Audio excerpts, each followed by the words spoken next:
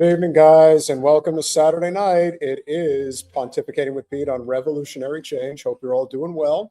And hope for those of you that are in various parts of the country that I am not in right now, hope you're all staying warm. Heard in particular in the Northeast, in the metropolitan area of New York City, it is as cold as minus 15 with the wind chill, which is absolutely insane.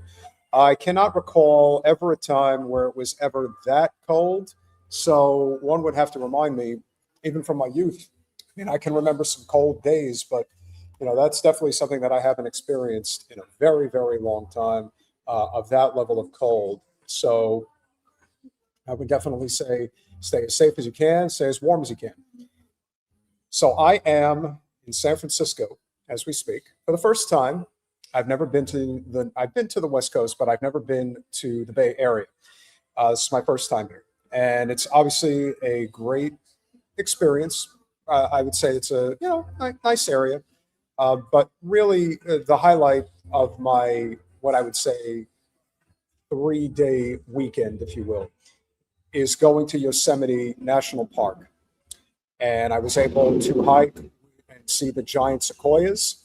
That was incredible. The entire hike took about 4 hours, but definitely worth it. No regrets being out there that long, and almost 9 miles worth of hiking. So it was definitely an experience. But from getting from the Bay Area to where I am now, it's a good 3-hour drive. So it's not convenient each way.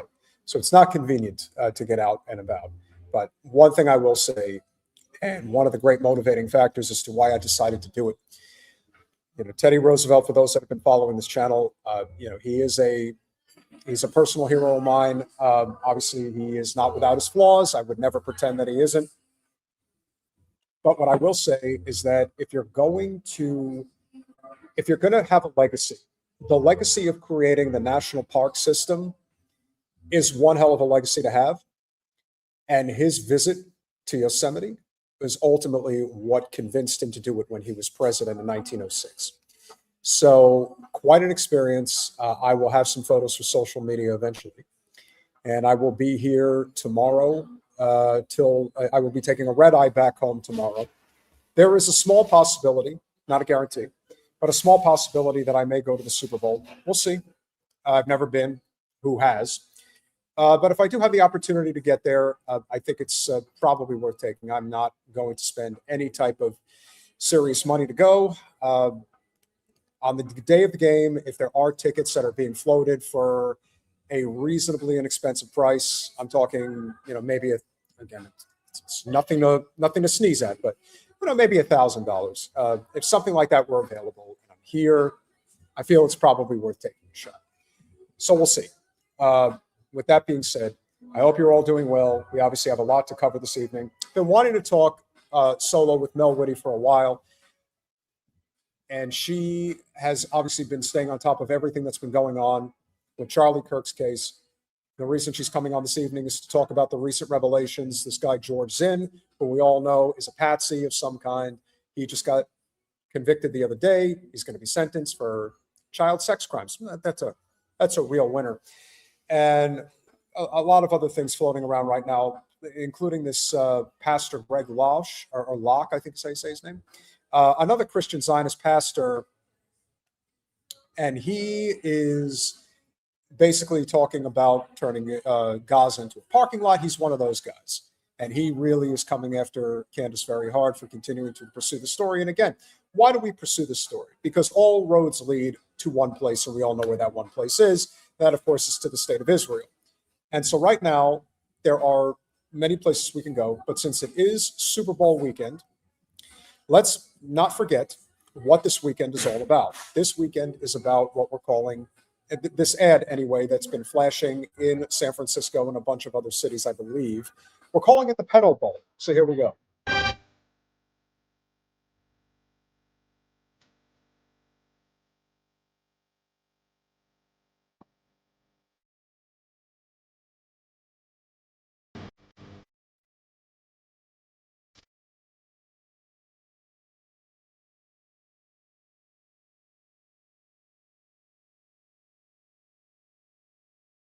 So let's be clear.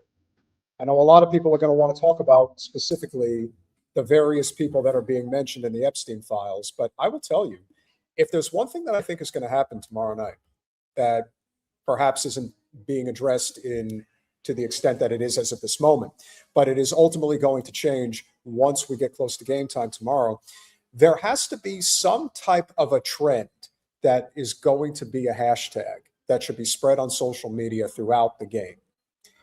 Call it pedo bowl, call it Epstein files, call it all those things. But whatever happens, this has to be a primary talking point during the game tomorrow. Now, I don't know if Trump is going to be at the game. It's the Super Bowl. I would be surprised if he isn't, but anything's possible.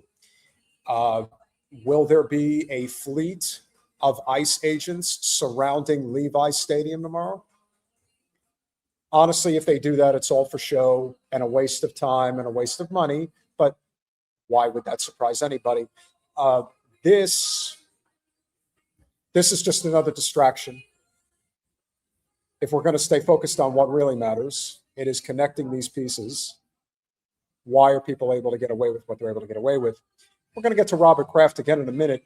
If you guys saw the clip that we dropped earlier, we addressed the fact that this man, who is the owner of the New England Patriots, is extremely close with Satanyahu Milikowski. Well, he's actually going to be playing an ad in the Super Bowl that he's paying for about Stop Antisemitism. I am not kidding. But I'm not surprised. I thought that an ad would be played. The fact that it's the Patriots owner, one of the participants in the Super Bowl, that's paying for this ad. Well, I mean, that kind of says it all, doesn't it? We have a little bit more from this cute little ad here.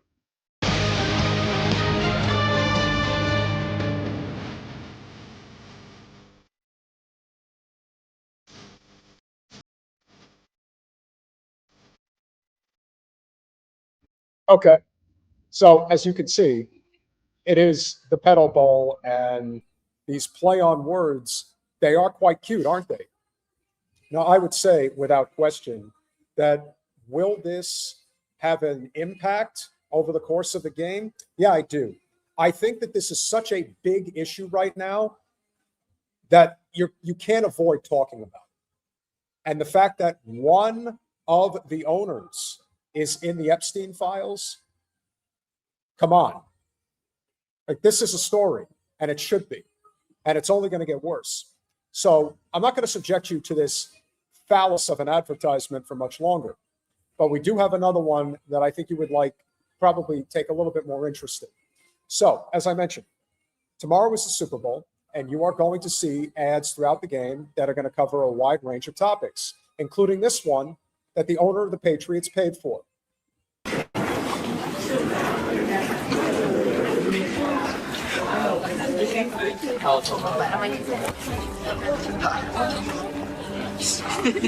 Loser. Dude. Did you see that? Should we tell him? So bad. Oh, bro, look at him. Oh my gosh. It's not funny. Stop.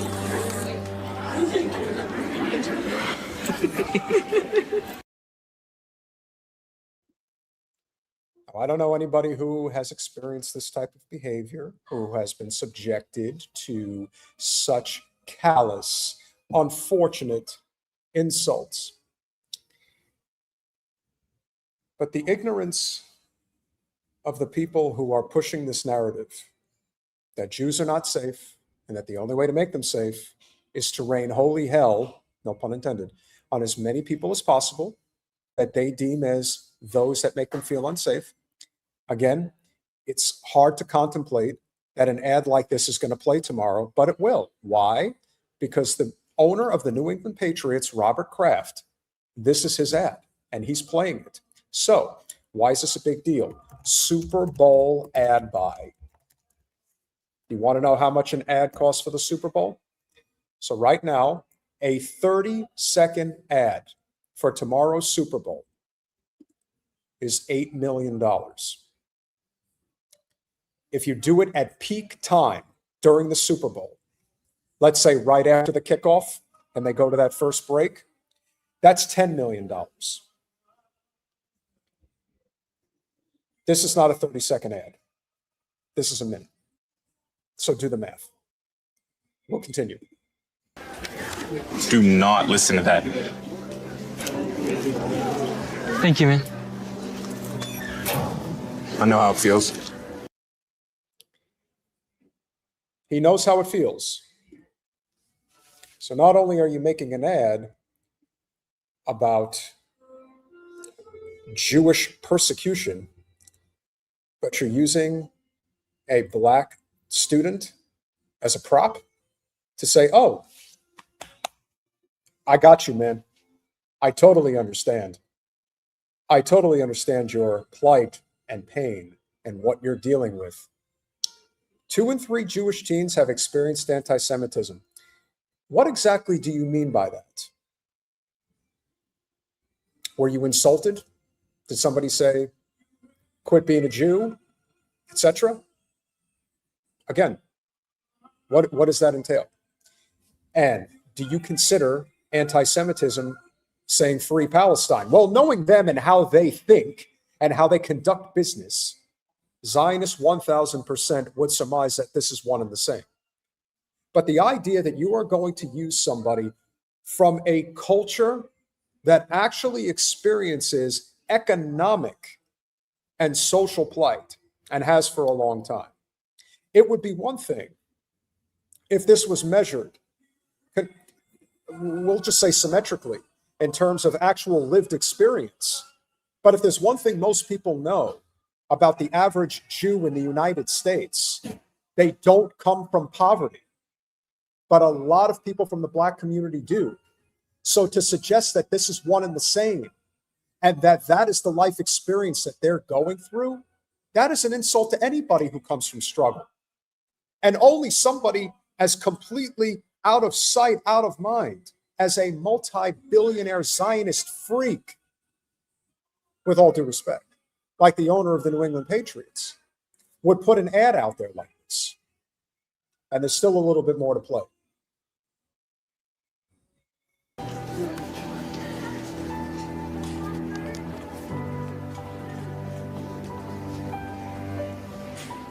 Nah. They're not worth it, bro. Yeah, you're right. I was tripping. What's your name? Yeah, you're right. I was tripping.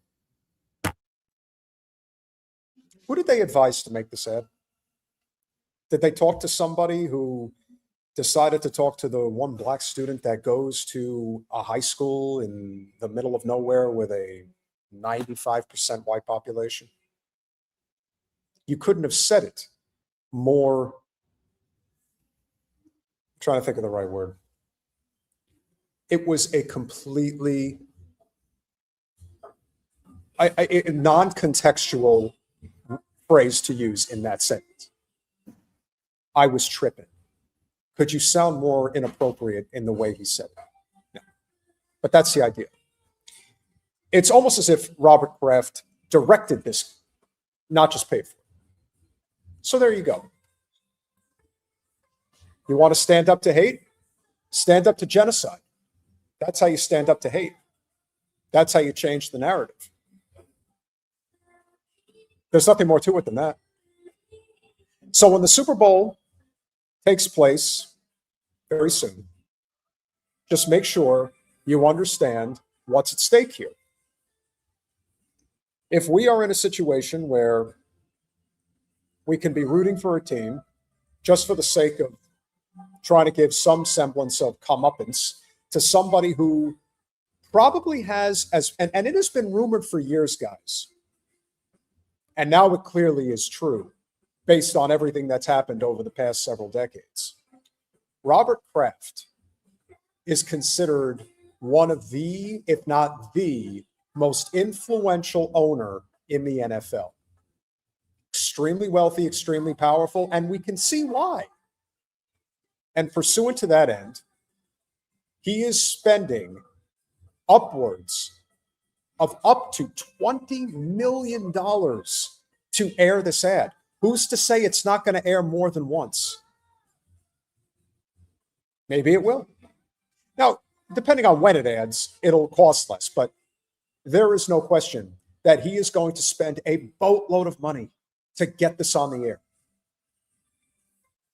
So when you think about who you're rooting for, and I am not in any way trying to tell somebody who's a Patriots fan that they shouldn't root for their team. Again, I'm in San Francisco. I just came from a get-together party that was all for Patriots fans. Again, they're just regular people. They like their team, and that's fine. But keep in mind when you get all the way to the top, who's really calling the shots. And I'm not saying that that is the reason why they've been successful since 2001. Frankly, since he took over, which was in 1996. At that time, Robert Kraft took over the ownership, and they've been successful ever since.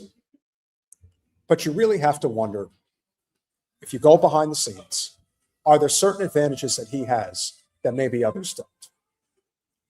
The idea that there is no controversy with him playing this ad, and I personally think that there should be. I think it is controversial that the owner of one of the Super Bowl participants is running this ad during the game. I do think that there's something to be said for that, much like I think there's a huge problem with somebody like Giannis Antetokounmpo, who is a superstar in the NBA, partnering with a gambling site, Kalshi. The sanctity of sports is not what it once was. And frankly, it's going away in many respects. And I hate that. So away we go. I have one thing to say for tomorrow, and only one thing. Go Seahawks. Hopefully they win. As a Giants fan, I don't really care either way. I really would not like to see the Patriots win. And frankly, I don't want them not having 7 Super Bowl championships, because that would put them as number 1 all time. They are currently tied with the Pittsburgh Steelers. I would rather not one team in particular have that distinction, but we'll see. And so we have to keep in mind, speaking of those that are in positions of influence, what knowledge do they really have when it comes to speaking truth to power? You know, one of the things that we talk about a lot on our channel is whether or not we are ever going to get shut down if we continue to pursue the line of talk that we have pursued for the past 2+ years.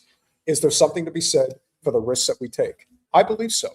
I also think that sometimes people are blinded by this idea that those that are considered decent people somehow know more than everyone else because they are considered a celebrity in many people's eyes. Now, we did cover Joseph Gordon-Levitt, I want to say about 6 months ago. And it seemed that he had his head on right, but now he's going in front of Congress and he is trying to push forward legislation for the removal of Section 230. Now, we, at a time or two, have talked about Section 230 and what that means, you know, what that represents. It is part of the 96, I think it was part of the 96 Telecom Act, but it's part of the 96 Communications Decency Act. It is a law. It's an interactive, it shields platforms from liability for hosting, moderating, or removing user-generated content. So basically, you are allowed to have people on an open platform, let's say Upscrolled. We'll just use that because that's the new kid on the block. And if somebody on Upscrolled decide, or their policy is, it's free speech. Now, unless you're directly threatening somebody, you know, like, I'm going to kill you, you know, etc. People have the right to say what they want to say. And removing Section 230 is basically effectively ending free speech. And of all the people that is pursuing this, it's Joseph Gordon-Levitt. Understand what Section 230 did to bring about the birth of the internet. That was 30 years ago. And I also understand how the internet has changed since then. Because back then, message boards and other websites with user-generated content, they really were more like telephone carriers. They were neutral platforms. But that's not how things work anymore. Who are you to decide how it works or should work? If it's the law, it's the law. Now, there are different ways of amending the law if you really need or feel that it's necessary to do that. But that's not what Levitt is talking about here. He's talking about the removal of Section 230, So essentially, free speech is no longer protected. That is the line that he is pursuing. Why he is being the spokesperson for this cause is beyond me. Why are they putting him up there? Why? Because he's a decent guy. From all reports I've heard about him, he's one of the more gentlemanly people that would be considered a star in the entertainment industry. There's not too many of them out there. So maybe they feel that he's soft enough to sell it. But what he's selling is the complete removal of any type of free speech protection on social media. That is effectively what will happen if Section 230 is removed. And that's what they're pursuing. They're trying to say that free speech was always great, but not anymore. Free speech is really dangerous now. Now it's dangerous. That's what he's trying to sell. Today, the internet is dominated by a small handful of these gigantic businesses that are not at all neutral, but instead algorithmically amplify whatever gets the most attention and maximizes ad revenue. And we know what happens when we let these engagement optimization algorithms be the lens that we see the world through. We get a mental health crisis, especially amongst young people. We get a rise in extremism and a rise in conspiracy theories. And then, of course, we get these echo chambers. What I will say in regards to what he just said and whether there's any validity behind what he just said, there was one thing that he is correct about that I will say is true. The one thing he is right about is there is no question that there is a direct correlation in the uptick of mental health crisis since the overwhelming incorporation of social media into our daily lives. There's no question that that has had an adverse effect on the average person. That's true. But again, where do we draw the line? As I said, there are ways to modify, but that's not what they're looking to do. He fully understands what's going on here and why he is going down this road, because again, he's a liberal Zionist and he's able to sell it because in the end, why is he saying what he's saying? He's saying it because this is all about, it's the rise of about how much of this is a class war, nothing more. This is a class war if there ever was. It's people from very comfortable positions who are not feeling so comfortable anymore. Well, as I've said before, and I will say again, your comfort is a privilege. It's not a right. If you don't feel comfortable, that's not our problem. Unless somebody is directly threatening you with bodily harm, you have no leg to stand on. That is the beauty of what makes us the United States of America. If somebody wants to tell you, go fuck yourself, Jew, that is their right, Joseph Gordon-Levitt. You don't have any leg to stand on to say otherwise. Now, if that person takes it a step further and says, I'm going to find you, Jew, and kill you, that's a different story. That is threat of bodily harm, but I have a feeling no one's doing that. People are getting restless with a genocide that is still going on. Anywhere from 20 to 70 Palestinians are dying every single day right now. Some ceasefire, wouldn't you say? Not really. But the great noticing that's happening here at home, no, we can't have that.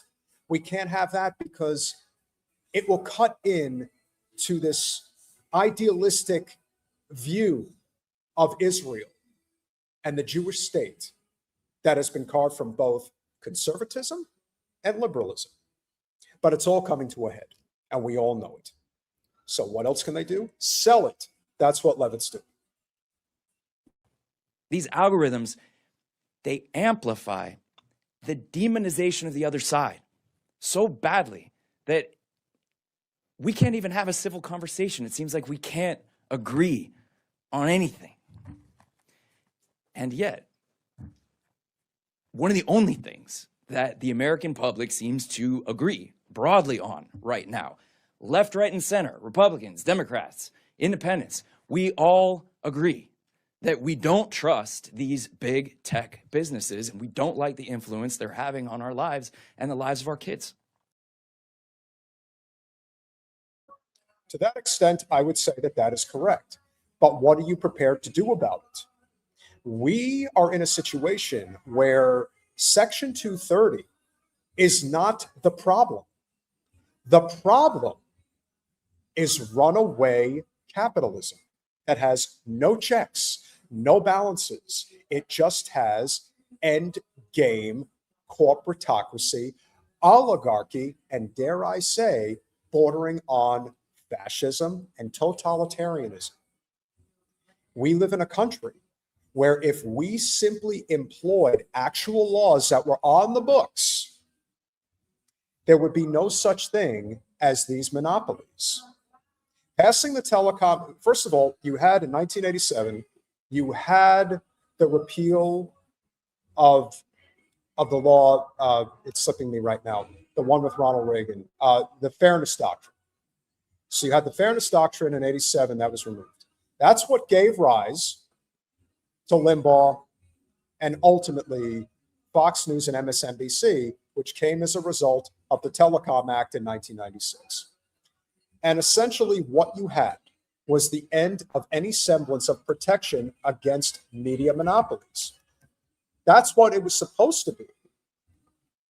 Way back in the day, you know, if we're looking at any of the previous laws that were on the books, we had ample opportunity to avoid these problems, but we didn't do what was necessary. Therein is the problem. If you have laws that are on the books, if you have various ways of dealing with media monopolies, and all you do is basically remove it altogether, the Sherman Antitrust Act was passed many moons ago. In fact, let me check the date. 1890. 1890, you had a law on the books to prevent this media consolidation. When the Glass-Steagall, or not, excuse me, when the Telecom Act of 96 was passed, under Bill Clinton in 1996, when that law was passed, in this country at that time, we had about 55 major media companies. Today, about 5. That's it.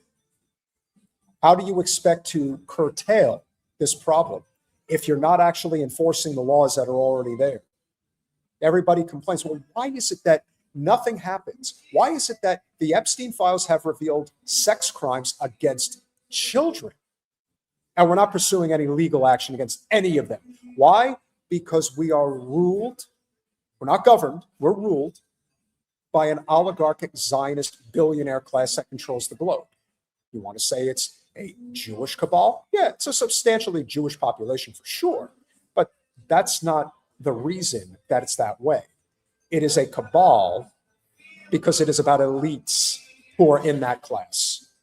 The people that are pursuing this angle of it's anti-Semitism and that's the problem, those are Jewish people of a very comfortable class, not just workaday people. You don't hear anybody doing that. People who have everyday problems. No, the people who pursue this shit, like the Lizzie Savetsky's of the world, I can't help but reference her because she just so sticks out in my head. They are rich and bored, and they have nothing better to do. Joseph Gordon-Levitt, with all due respect, has nothing better to do.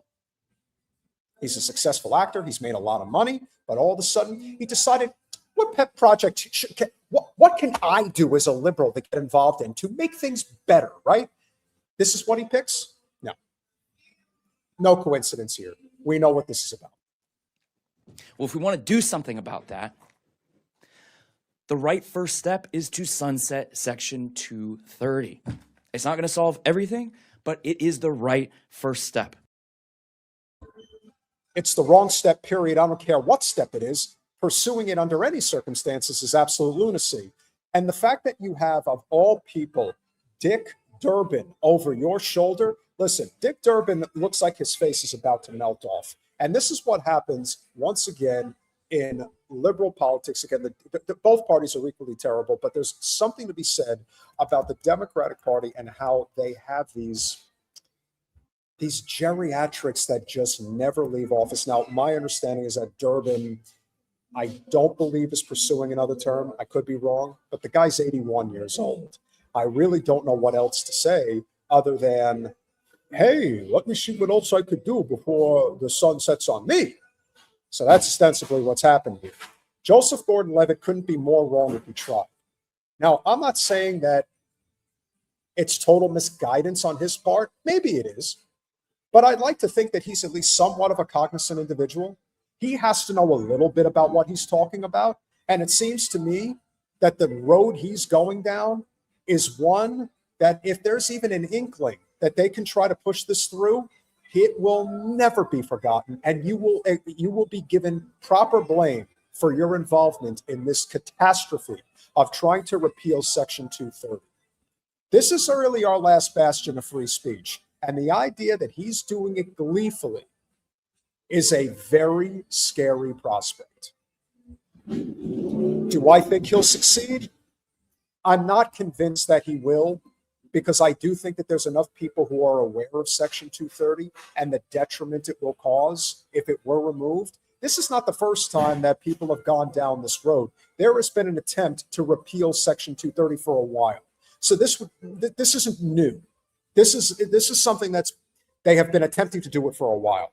But the fact that Gordon-Levitt feels the need to go forward and be a spokesperson for this, what in the ever-loving F is he doing by pursuing this? The only thing that is possible in my mind, the only logical explanation as to why he's going down this road is because he's a liberal Zionist. And he doesn't like seeing the fact that people are saying what they're saying about Zionists, about Israel, and yes, about Jews. But you know what?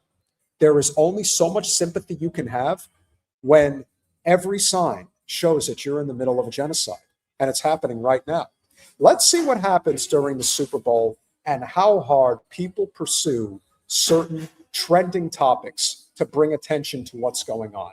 Genocide's still going on. Epstein files, they're out there. No one's getting prosecuted. And the cabal continues. What are we going to do as the United States of America to coalesce and form an alliance, at the very least, to deal with this?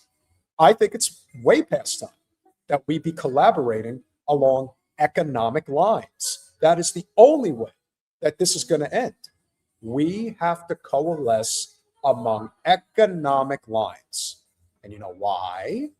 Because if we don't, we're going to end up exactly where people like this douchebag wants us to end. Jeffrey Epstein, like many others, have been calling us all Goyim. Okay. I don't want it to be that way. And I don't think anybody else does either. All this does, and all the files have proven, is exactly what we assumed all along. These are things that we always suspected that the ruling class thought of us, or Zionist Jewish ruling class thought of us. Now it's just been verified. There's really no secrets here. This is all something that I think most of us presumed was the case. And therein lies the rub. So why is this a big deal? Well, friend of the show and true activist, I say this because we all know that there's a lot of activists out there that say one thing and do another thing. But I got to give it up to friend of the show, Chris Smalls, who is doing an incredible job of organizing economic boycotts through labor all over the world. And he's going to tell us about it right now. What's going on, everybody? It's Chris Smalls, the founder of the Amazon Labor Union, and I'm here in Rome, Italy, to be with my brothers and sisters of the USB tomorrow as we shut down the entire Mediterranean Sea. I'm happy to be here in solidarity because international solidarity is what we need in moments like this. We need our trade unions in America to pay attention to what we're doing here in Italy and expand on that. And you're going to hear directly from my brother Francesco, who's going to tell you all about it.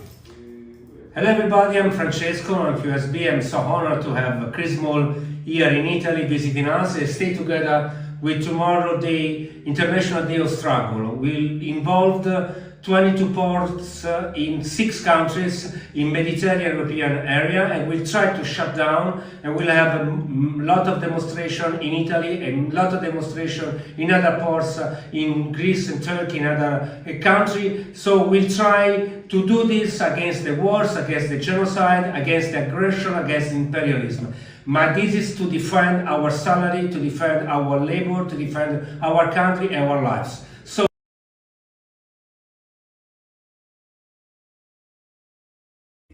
now that is how you make change. You make change by class solidarity, and you make it by choking off their economic supply. If you do that at the ports, how is Israel ever going to be able to do their business if everyone starts closing up shop? How can any of this be pursued? Now, we know the United States is not going to do it. We know that our country is in the bag for the Zionist state, but these other countries aren't. And if Chris Smalls can provide a platform for these other countries to coalesce together, for us to fight back against this, why the hell wouldn't we do it? It would stand to reason that this makes a hell of a lot of sense. I would imagine most of you would probably agree. We have a little bit more to say here. every effort of solidarity, every message of solidarity will be welcome for our dock workers. Next time, another try to make another International Day of Struggle. Next month, we'll see to do it bigger and greater. Thank you to Chris to be here with us. If we don't get it, y'all, we shut it down. Power to all the people. For those that are wondering, I am at a hotel and there is music playing in the background. So for anybody who thinks I'm having a house party and I'm doing a podcast at the same time, well, you're invited to my house party in the hotel. And that's why you're hearing what you're hearing. I cannot emphasize enough how absolutely vital this is, why this is such a big deal. And if you are going to do anything to change the fortunes of whether or not Israel is able to pursue greater Israel, much less what they're doing in Gaza, as we know it continues. Economic boycotts at this level, that's how you make a change. We're not going to see it here in the States, but what we will see is the ability to make this change at this level, because if you are going to shut ports down, that could be billions of dollars that is being cut off at this point. And if that's the case, God bless, because that's what we need. And so today, over 21 ports from several different countries are shutting down and tracking any vessels going to Israel to ensure no weapons are being delivered.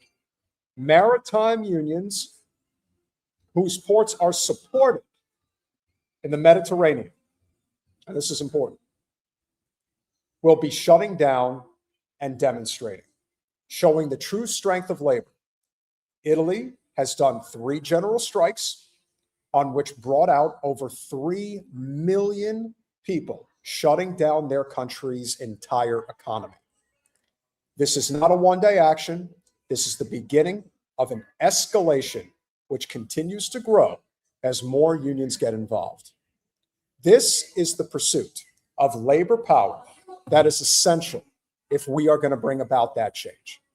Now, there are various layers to this end that I think is going to ultimately lead to that change. And one of those other layers is coming from this battle that is happening right now between NATO, which is essentially the US and Israel. And if you want to throw the UK in there as well, you can. And then on the other side, you have BRICS. And leave it to new friend of the show, Erik Warsaw, to explain exactly what these economic boycotts are going to look like in real time going forward. BRICS versus ZOG NATO. These are the 2 major alliances pushing for world influence. And if World War III ever broke out, this would be the 2 sides against each other. BRICS, led mainly by Russia, China, and Iran, started out as an economic alliance to try to stop America's economic bully power and increase their own economies amongst each other. But their ties and friendship also formed a military alliance, and they practiced drills together too. BRICS alliance members are treated fairly and with equal respect and stature. ZOG, NATO, is the other side and does not treat all alliance members with equal respect and stature. It has an So Erik is absolutely correct. And one of the things we've learned about these relationships is that most of them are through economic force in many respects. We'll see if it ever comes to the point where BRICS starts employing those similar tactics. But as of right now, they're not holding the cards. Right now, the U.S. can continue to pursue this action because they are the world's hegemony. For now, that doesn't mean it's not going to change. But for the time being, this is what they are employing. So how do you stop it? The only way you stop it is through economic boycotts. That's it. It's the only way that it can be done. up and down power structure. Israel is at the top of the pyramid of giving orders. The next level is America. Third tier is Western Europe, and everybody else is below that. BRICS really stands for Brazil, Russia, India, China, and South Africa. And ZOG really stands for Zio-occupied governments. It's named that because Zio, Israel, is at the top of the pyramid. But ZOG is a term mostly used online, and NATO is a term more commonly used in public politics. The North Atlantic Treaty Organization. However, all of this is a bit of an oversimplification, just so you can see the playing field a little better. The details get a little gray. Egypt and India are technically part of BRICS, but more so economically than militarily, and halfway align themselves with ZOG. And Israel is not even technically part of NATO. Israel is just NATO's bully and leader, so that is why ZOG is more accurate to describe that alliance than NATO. Overall, on the world stage of alliances, it's BRICS versus ZOG.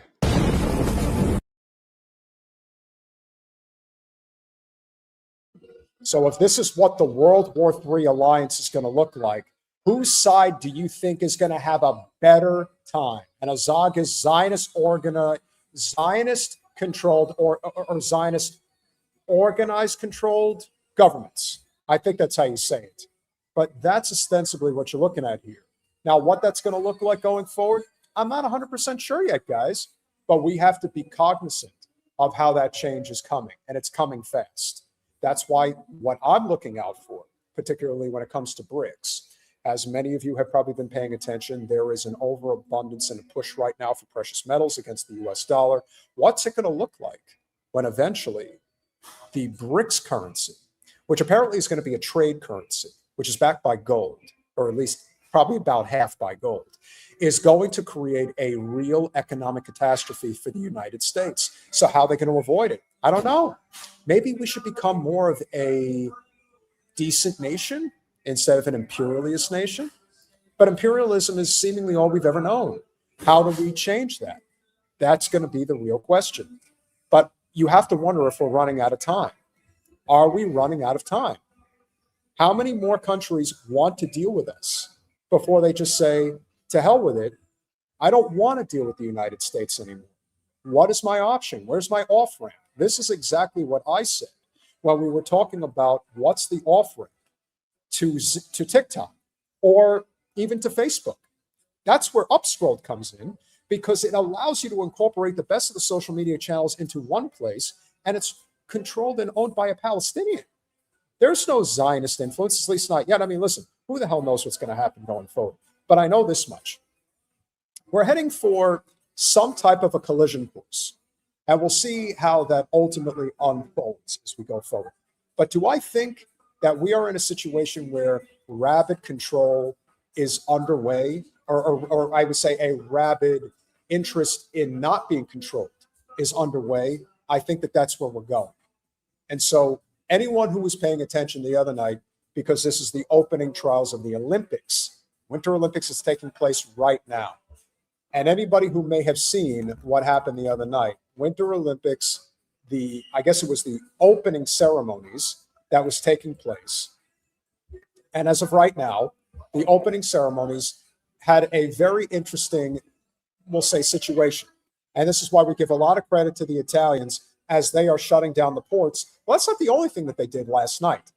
This is Israel walking out on stage. Israel.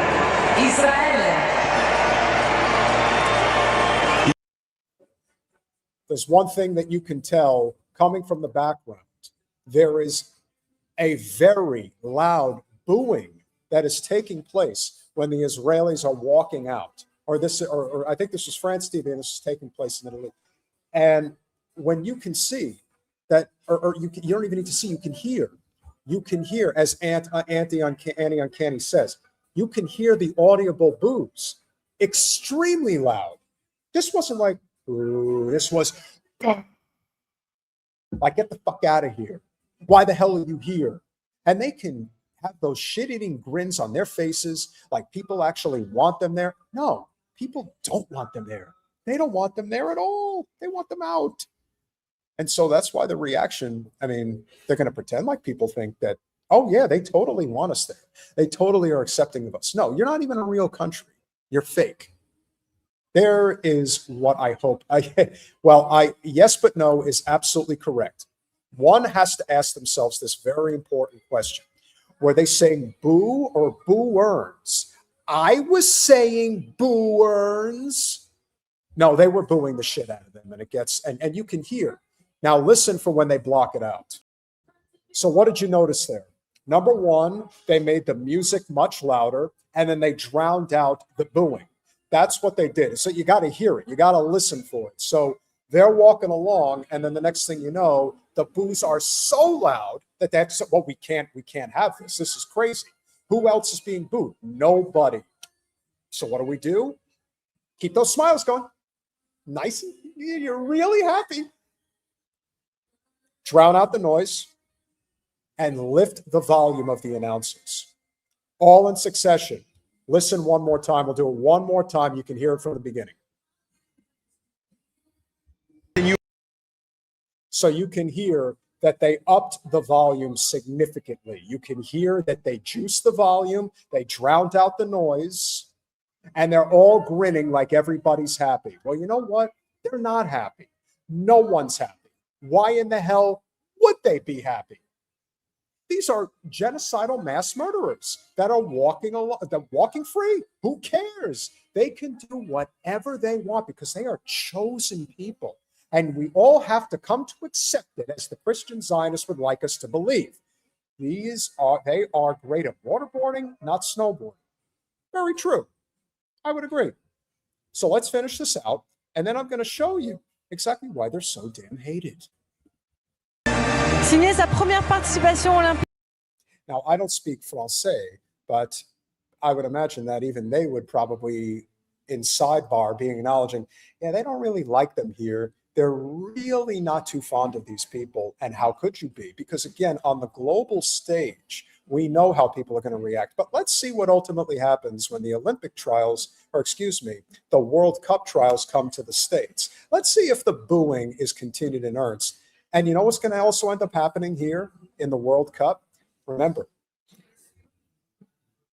they don't like people showing up at sporting events rocking the Free Palestine shirts or the buttons, the symbols, or anything of that nature. So what do? They're going to have to wear it in their undergarments, and then they're going to have to take it and show it once they're inside, because that's how insane things are here in the States. But in other places, good for them. This is exactly the type of energy that is needed no matter where you are. Now, of course, it's excellent that it's done on the Free Palestine stage. The only problem is, this is the big problem, the United States as a whole is not a country that really gets into the Olympics. If it's here in the States, yeah, probably.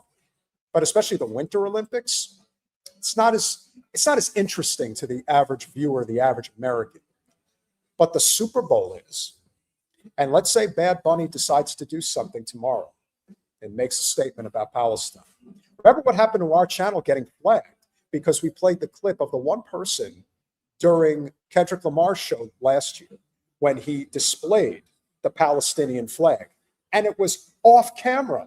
It was somebody in the arena. They didn't even catch it live. It was somebody from an amateur video that caught it and put it on the internet. Could you imagine knowing Bad Bunny and the way he's conducting business, what he might do? Hey, this might just be the appetizer. Hopefully the entree tomorrow is just desserts for those scumbags. Now, why would this be such a big deal? Why was this such a big deal? I'll tell you. Because when you think about why are they so hated? Why is it that they can never prove that, oh yeah, this is totally about protecting Jews. This is about protecting Israel, and I'm Israel Chai, as I like to say. No, what it really is that they're completely inhumane in everything that they do. What have they been doing lately? They've been poisoning plant life and killing the ability to grow crops in both Gaza and the West Bank.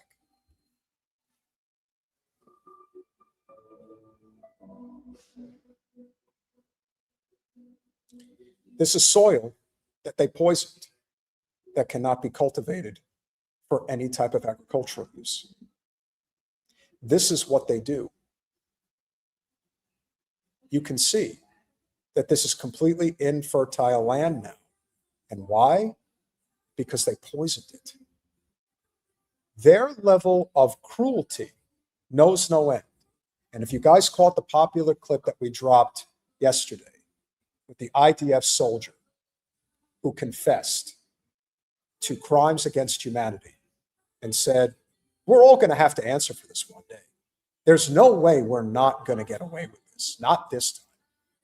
So even somebody like her is cognizant of just how evil and depraved their ideology is, how it's always been, and how it's going to be until it's no more.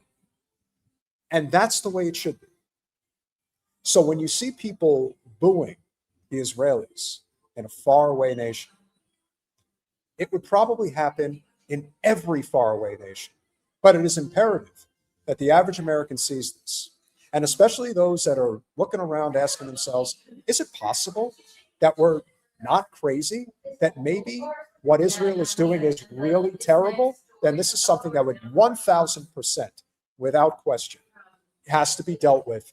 And it has to be dealt with through economic sanctions and economic boycotts. The only thing that has ever gotten under the skin of the Zio class, the only thing, is BDS.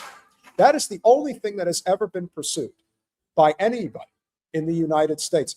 When you think about the one thing that she pursues outside of her devotion to Netanyahu and the state of Israel is anti-BDS legislation. That's what she fights for. And all the Zio scum, that's what they fight for too. So if you're not aware of what it takes to actually make an impact, check out the companies that are investing in any way, shape, or form in the state of Israel, and you keep spreading the word. That's what needs to happen. If you're enjoying this conversation so far, which we hope you are, please consider going over to patreon.com/revolutionary change. For as little as $5 a month, you can become a supporter of our small but mighty, and yes, still suppressed, but still growing channel. We passed 108,000 subscribers the other day. So please make sure you consider becoming a supporter if you can. We want to kick things off with our good friend Jim Talib with the $5 super sticker. Thank you very much. Gezen82 with the $5. Third Rock from the Sun was a good show, but F that lesbian Levitt. Now, I don't know how Joseph Gordon-Levitt is ever going to live down that Hanson bob hair that he had back in the late 90s. I don't even know how that hair even became a thing at that time. But it was a very popular hairstyle. I remember it well. And no, I did not have it. And I never did the flip hair either. But at that time, it was pretty popular. Citizen Pendejo with the 50 pesos. I'll do my best to land you in one of Breezy Politics' videos. Thank you. You've earned it. Thank me only if the effort succeeds. Hey, whatever. Breezy does an excellent job. They're a really great channel, incredible people. So if you could get us on there, that would be really, really great. You're really great people. So here's hoping we can get on there. Zam at 1969 with the $10. He's not a good actor, and he's not selling the script. You know what? It's kind of like Erica Kirk trying to sell the Turning Point USA script. Either you've got it or you don't. If you can't sell it, then don't bother trying, because the only thing you're going to do is dig your grave even deeper. Patman67 with the £8. There will be free speech as long as it's pro-Israel, a la TikTok. Yes, free speech for what we decide is free speech. And finally, Citizen Pendejo with the 50 pesos one more time. A prediction for the Super Bowl. Seahawks 40, New England 8. Seattle is going to Manning handle May. Now, are you mentally prepared to label 07 and 11 editions as the 3 Epstein Bowls, Tisch versus Kraft. Hey, listen, as a Giants fan, I can only hope that we force Tisch out of ownership. I never liked him to begin with, and I can prove to you all that I never liked him to begin with, because going all the way back to when I lived in Jersey and I was a season ticket holder of the New York Giants, sitting up in the 300 section, but a season ticket holder nonetheless. Does anybody remember PSL's personal seat licenses? Yeah, that was a real fucking winner back in the day. The Mara family, who's owned the New York Giants for many years, wanted no part of it, but the Tisch family insisted that we do PSLs, that was an absolute necessity. You know why? Because they didn't want to pay for the new stadium. They wanted to fuck, again, it's like the taxpayer. We are going to fuck the taxpayer 9 ways to Sunday, and they're going to pay for it. That's what happened. Now, did it work? No, because eventually I gave up my tickets. Now, did other people go along with it? I don't know. And in the end, the stadium in question that we got stuck with, I'm not going to say it was a piece of crap, but compared to other stadiums in the NFL, it is a piece of crap. Many other stadiums are better, including one that my guest probably doesn't live too far from, where the Carolina Panthers play football. If you're going to go to a game, at least go to a stadium that is worth $2 billion. But who cares? Because when you are a rich Zionist and you control the flow of the money and you can decide on a whim, yeah, we're just going to pass it off to the taxpayers, kind of like what they're doing up in Buffalo right now.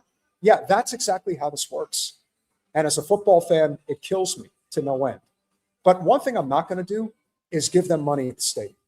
That's what they want. And I understand why so many people can't turn their back on football. I totally get it. But think about who you're going to root for tomorrow. Because if there's one thing that is crystal clear about the Super Bowl tomorrow, one of the two owners is not just a Zionist. He is a major financier of Israel and its defense force, and is a very close confidant of Netanyahu Milikowski. There's no gray area at all. No gray area when it comes to the Super Bowl tomorrow.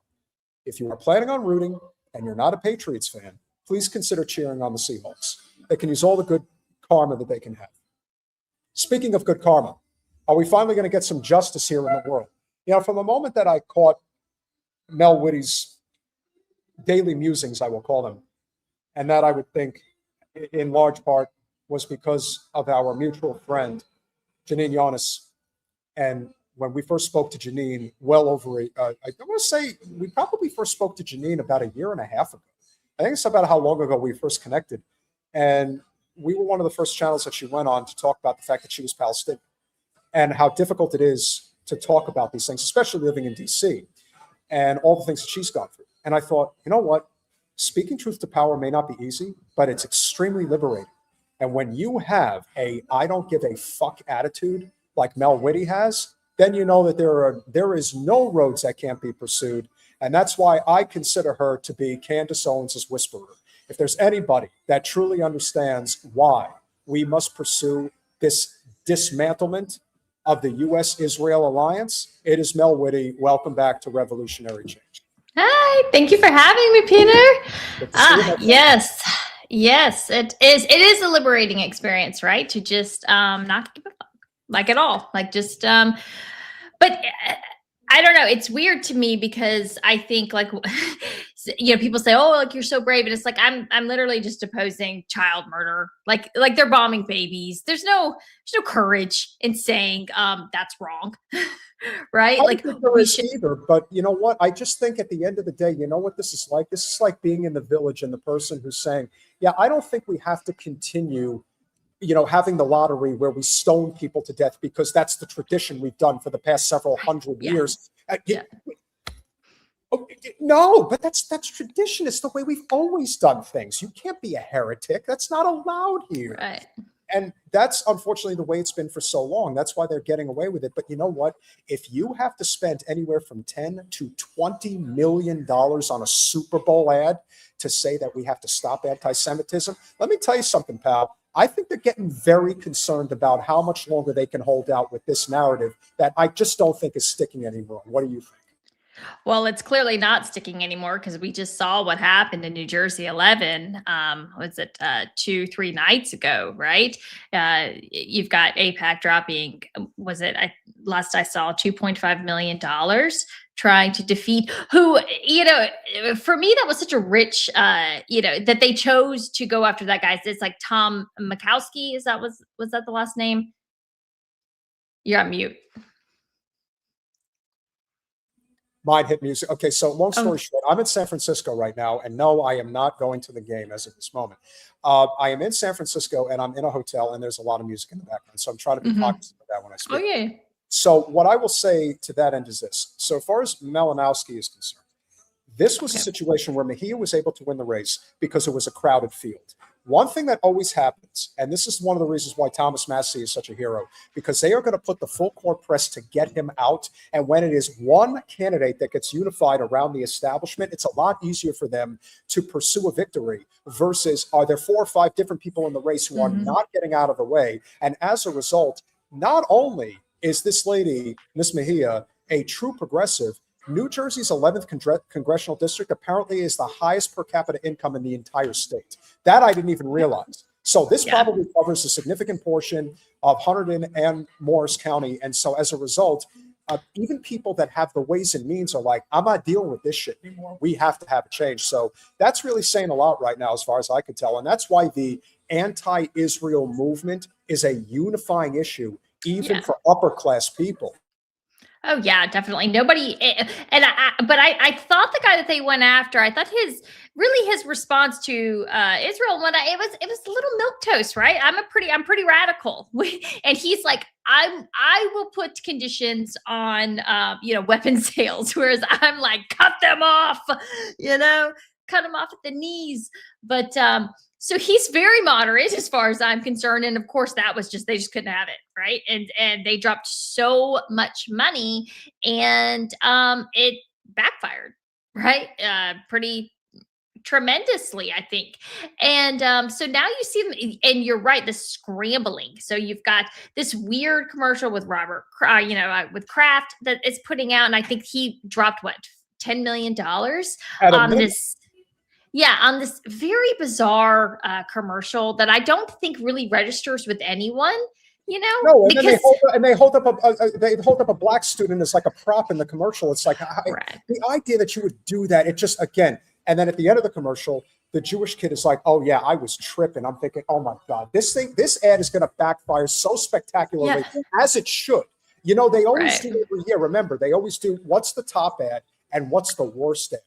I can only hope that this gets picked as the worst ad. And I want people talking about it. And the other thing we should all be doing tomorrow, if we're watching the game on X, there has to be trending hashtags that bring attention to Epstein and to Israel at the same time. Yeah. I mean, I don't know about your timeline, but the only thing anyone on my timeline is talking about is Epstein. I've been through the files. The files are nuts, right? There's so much weird stuff going on. I have spent hours and hours digging through them. Of course, the DOJ makes nothing easy for you. I mean, they've actually removed, for the most part, even now, when you go to click into a file, you have to actually open that up into a new tab, because if you click in and you try to go back, it will have wiped your search. So you won't be able to save your spot even in your search. That's super frustrating. They took that component away sometime yesterday morning. And in the middle, I'm sitting here cataloging stuff, The deputy AG coming out saying, "Yeah, we're not pursuing any further charges." It's like, what? They won't even hang one person out, not even one. They're like, you know what? This one went way too far. So what have you uncovered? Because there's a lot of different angles to go in. The angle that I decided to focus on, just because I'm a Floridian, was obviously the Alexander brothers, because I think that that's a huge story and we're going to continue to talk about it. Yeah. What did you uncover in terms of the further digging in on the aspects of what the extent of this latest drop on the Epstein files is all about? Right. So something I'm really interested in is the modeling company that he started with Jean-Luc Brunel, who it was of Carine Models International. He's a French national. He was pretty much the largest modeling recruiter in the world. He ran the largest modeling agency in the world. Korean Models is like responsible for Claudia Schiffer, I believe Naomi Campbell, like really, really big names that you've heard of. So he and Epstein get together in 2001, and they form this new modeling agency, I say, MC squared, or MC2 is the way it looks, but it was supposed to be like a play off of E equals MC squared Epstein, obviously. So, there's so much heavy focus on Florida. If the high school girls in Florida were really, that's like his personal kink thing. Obviously wrong, obviously illegal, obviously should have been thrown into prison, but you don't find too much like trafficking of those girls. The girls that he was trafficking were these Russian immigrant girls, these models that they had lured over, these Eastern Bloc girls that they had brought in for, on modeling visas at very young ages. And these girls, they're picking them up at 14 and 15 years old. Their parents are obviously poor. They're struggling post-Soviet Russia, Eastern Europe. And that's how they were trafficking girls to elites. And obviously those girls, no one has pursued them, right? We have them. They're all over the files. We have them. He's running up these enormous bills, very weird bills as far as like the dentistry. That's the thing everybody was talking about today. It's like this dude is going to the dentist like once or twice a month. He's booking $20,000 visits to the dentist. Obviously, a lot of this is not dentistry work, what they're doing. Some people are saying it's like, nitrous. Some people are saying it's ketamine infusions. Of course, there's a lot of other darker things, but we do know that he's doing a lot of weird stuff, but he's hooked up with some really shady characters, some of whom are currently still in the current administration. So you have this Paolo Zampoli, who is the Trump administration's ambassador for like greater business or something like that. He used to be the ambassador to the UN for Grenada. It's very bizarre. Or no, for the Dominican. His ex-wife was the ambassador to the UN for Grenada. You gotta love when they get these jobs and they just jump around from place to place. Yeah. So Zampoli he's the guy, he claims to be the one who brought Melania over and introduced him to Trump, right? I'm sure you would agree.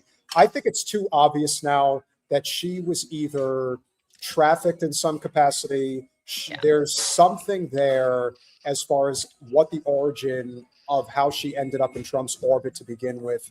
What are your thoughts as far as what Melania's kind of origin story is all about? Well, so there's two stories, right? So this Zampoli guy who ran it's like ID Models, another modeling agency. Everyone seems to own a modeling agency, which is just bizarre in and of itself, right? But he's always claimed he's the one who introduced Melania to Trump. Now, things have come out in the Epstein files. I haven't reviewed all of them that say, no, actually, it looks like Jeffrey Epstein had a big hand in bringing Melania over or introducing her. There's this very weird connection with David Copperfield, who is really, really in the mix with all of these people. And he's had a lot of very shady things that have happened he owns an island, right? And so I've always heard that Copperfield is a very lechy oddball of a guy, really inappropriate in a lot of ways. Right. So he keeps popping up, right? He's always at these dinners. He's always so I'm reading an article today about Zampoli, who he says that it was Donald Trump and David Copperfield who convinced him to go into real estate. So he's running all these models and then he gets his real estate license, right? So Zampoli's entire shtick is that he takes his models and when they age out, he makes them into real estate agents. Okay. Which adds a whole new, very, very weird layer, right? And so, start digging at this. But there's something else weird going on with this guy, this Empoli guy, because he has this ex-wife, right? Who he has a very nasty custody battle. She is she's a Brazilian national. She's here in the U.S. for a long time. The Trump administration snatched her up last June, threw her into ICE detention, and has deported her to Brazil. Now, she has a green card. So we don't even know how this happened, right? Well, we kind of. Well, we do, but it's very interesting because, supposedly I haven't looked into it. I'm not going to vouch for this woman or anything like that. But there are some people on TikTok who have gotten in contact with her, and she's just started spilling the beans about all of these modeling agencies and how it's all just a front for prostitution. Well, I can tell you, as somebody who lived in South Florida as long as I did, and I can still remember the ads that I would see on TV going all the way back to the early 2000s.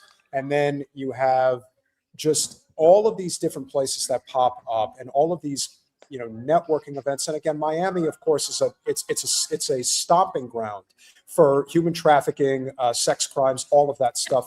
But there's a lot of other places throughout the state where this problem is just universal because it's an international hunting ground. It's also one of the two places in the country, whenever there's a major event like the Super Bowl, there's two places. There's Vegas and there's Miami. And you are always told as a woman, if you are going there, do not go alone anywhere under any circumstances. It's like a prerequisite that you could be captured, trafficked, attacked, all of it. And the idea that that's such a common thing, and you're not thinking, well, the average criminal isn't smart enough to know how to operate this. There has to be an enterprise of some kind that goes up the ladder even higher. And the story that I think is really worth getting into here, which I think we probably always thought was true, but we were always told to shut the F up about it, was Pizzagate. To me, I always believed that where there was smoke, there was fire. And it's kind of like with BDS. They always say, what's the one thing you can't talk about when it comes to dealing with the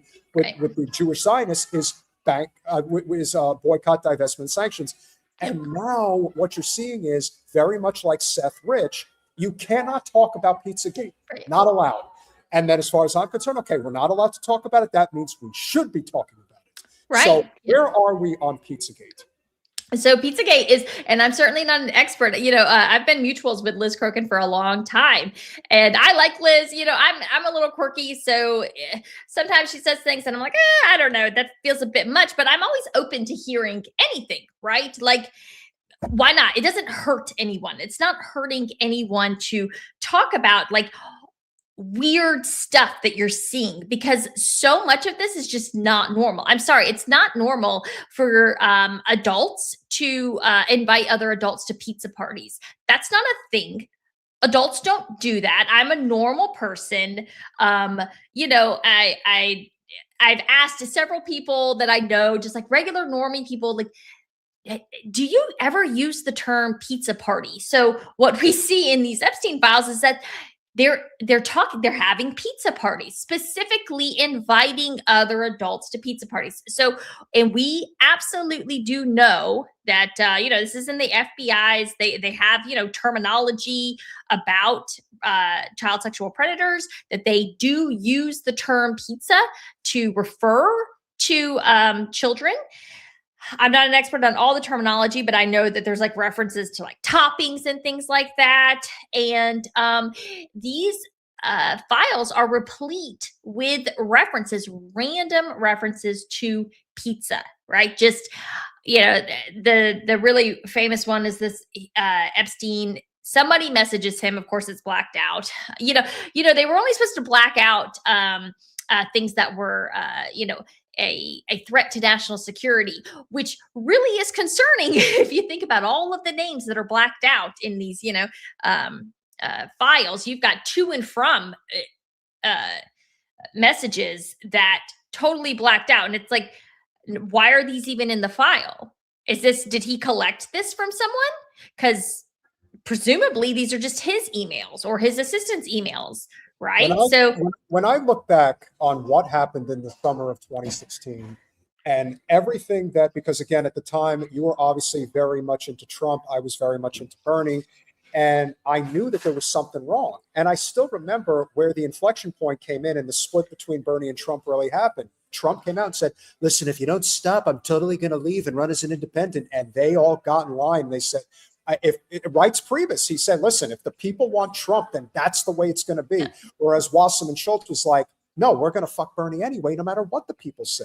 And so when it finally was revealed on the eve of the Democratic Convention in Philadelphia that, in fact, the files that were released actually indicated that, yes, they did rig the primary against Bernie Sanders. But the undercurrent story, which was really why Seth Rich had to be removed, was that he revealed Pizzagate. And that's where it started. That's where Podesta was caught in the middle of, hey, we're going to have pizza and grape soda. And it's like, grape soda, what the hell does that mean? And so now you really have to think that this whole story is like coming full circle from way back when. Am I right? Oh yeah, well, you know, for those who don't know, so when the DNC emails leaked, right? Of course, it was being ran by Podesta. I think his password was like password 1 or something crazy like that. It was so nuts. It was right. Listen, it was right out of Spaceballs. 1, 2, 3, 4, 5.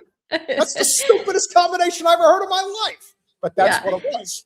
Right. And so, the emails that Podesta was sending to others, and they were saying, it would be a totally normal, like about a meeting. And then it would say, I think I'd like a piece of sausage pizza tonight.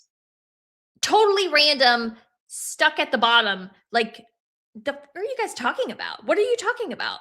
You know, or, another random email about work. And then at the bottom, I had so much fun eating pizza with you last night. Can't wait to do that again. And it's like, what are you guys talking about? Then you have this like whack job guy, right? That comes out and he's like, oh, they're keeping kids, they're trafficking kids at this Comet pizza place, right? He goes, and apparently this guy's like an actor. He goes to the place, fires one shot with his gun, which just so happens to hit the computer of the Comet Pizza, totally destroys all of their files, right? Only thing that happens, okay? He goes to jail. He gets out of jail. And then just last year, right before Trump is sworn in again, he's in a traffic stop in Western North Carolina where he is killed by 2 police officers in a confrontation. Right. So he's like out of jail I think he was out of jail for, like, for their life, Mel. They feared for their life. You know, we don't have any body cams, I believe. So again, this is just, it's nutso. This is crazy world. Everybody's supposed to just pretend like all of this is normal. You know, you got the Michael Tracy's of the world out there telling you, well, where's your smoking gun? You know, if you don't have, apparently if you can't provide him with like a ledger and then signatures and receipts for things, like he doesn't, you know, they don't want to believe it. And it's, I don't know, at this point, there's so much, because again, there's so much smoke, right? It's everywhere. It's just too obvious. It is. You've got him sending emails saying, I need you to give the dentist $20,000, $20K. Send the dentist $20K. All right. You've got him, and then we've got another email, send the dentist $65K or $6,500. We've got, tens of thousands of dollars. And presumably this is all for Epstein, which who needs that much? Even if you had a full set of veneers, like you do max out. And I think it's like $30,000 for veneers, right? And so it's sorry, I got distracted. I know why. What's up with no likes, guys? Come on. Smash that like button if you haven't done it already. I know. Yeah. As many people as possible. So please, if you're here, smash that like button, please. But so you've got all of these weird things going on. There's some really weird emails talking about inviting Epstein to, there's this couple, the Dubin, I believe it is their last name. She invites Epstein, says, why don't you come over this weekend? My daughter's going to have 5 of her friends over. Her daughter's like 15 years old at this time. You know, it's Holy crap! Another email. From a woman's perspective, because I always try to put myself in a position where I can even think like a woman for 5 seconds to understand what that pursuant attitude is like when you constantly have to be looking over your shoulder. What are they saying? What are they thinking? And all the while, I'm just thinking, pursuing children. Do you think that this is a kink? That these are all just pedos? Or do you think this is like, we're so rich, we're so powerful, no one can touch us? What haven't we done yet that we could do? Why don't we kill some kids? Why don't we cook them? You know, it's like, I don't understand. How do you see it? So I saw someone say once that apparently that Epstein had a kink for innocence. He liked to ruin innocence. So he was very turned on by like braces and things like that, right? Number one, that's just demonic. You have something wrong with your spirit itself. You know, this isn't even like a mental thing. This is an actual, like I do believe in good and evil. And I believe that you were spiritually corrupted at that point, right? So for me, like as a mother, I'm thinking, I don't know, you know, I don't even let my daughter, like, I don't want her like out in anything where I think that it's even like, I don't like the idea of like men luring at her. Like it's bothersome. Right. So I of course, cause what can you do? I try to protect her from my end, but the idea of like just offering up or inviting over, it makes me sick to my stomach thinking about like, if my daughter, of course, I know all her friends and the parents and everything. But I think what it comes down to more than anything else is that there is illicit human behavior that is considered to be in the shadows. We're also living in a time where the elites have gotten to such a point of excess and invulnerability, invincibility, if you will, where it just becomes, what if I did this? Could I get away with this? Not necessarily that I'm interested in this, but I just want to try it to see if I can get away with it. And to me, I think there is the allure of that component of being at the absolute top of society that drives people to do these things. That's why you hear the stories about people just being completely reckless when they drive, when they travel, how they spend money, whether they use protection when they're having sex. It's just different things that for somebody who's a grounded individual and is normal would look at this and think, this is insanity. I could never conduct business like this. But we are also living in a time where I think the population is starting to wake up to the realities of just how disconnected and how far attached the elite class truly is. And its separation in terms of the wealth gap is at such a level of insanity that you have people that they can change countries if they wanted to. They have that type of money. And so you have to wonder, how much longer is this going to go on? Are we just going to go back to sleep, or do you think that there's going to be some type of finality to this at some point in terms of their turning a corner? I mean, you know, so one thing I really appreciate about Candace is how she has been able to keep the Charlie Kirk story in the news, in the, you know, people love to drag content creators like, saying, she's just, you know, grifting or whatnot. And it's like, the problem is if you put everything out there right away, people are goldfish, right? They just, if she had put everything that we knew in September out October 1st, no one would even talk about this at all. It's already it's already faded a lot, but there's still so much, there's so much that I know from, my work, everything that I've seen, that and number one, it actually is really hard to figure out a way to put it into consumable, because I spend hours and hours a day on my computer, digging all of this stuff. Listen, you have done such a fantastic job. And I say that because obviously I am not on social media. I'm really not. But I do check in, if you will. And I know that you are very important to Candace. She sees you as somebody who can get things out there as needed. So let's get into it. Obviously, we saw what happened with George Zinn the other day. He has been convicted of child sex crimes. Of course he has. Not a surprise. There's probably a much bigger layer to that. And you want to say that he's somewhat of a fall guy? Perhaps. But this is the story that Candace is pursuing right now that I'm sure you're going to have a lot to say. Facts. I now have verifiable proof in writing that Justin Strife and you lied to me. You know exactly who Pierre is. Why did Justin Strife say that he had never heard of Pierre? It's crazy. Justin, why would you do that? Justin, you know him. You've met with him. You've personally met with Pierre. Erica, you've met with him in the wake of Charlie's death. I have, again, verifiable proof. So you can call your lawyers. You can spend another $1 billion on PR if you want to. Tell your lawyer to call my lawyer. I mean, you guys certainly have the money to do all of these things. It's not going to wipe away the truth. Now, for anybody who doesn't know this, the person in question that she's talking about is Pierre DuPont V, as in the DuPonts. Do people, again, understand how high up the food chain this actually goes? Your thoughts?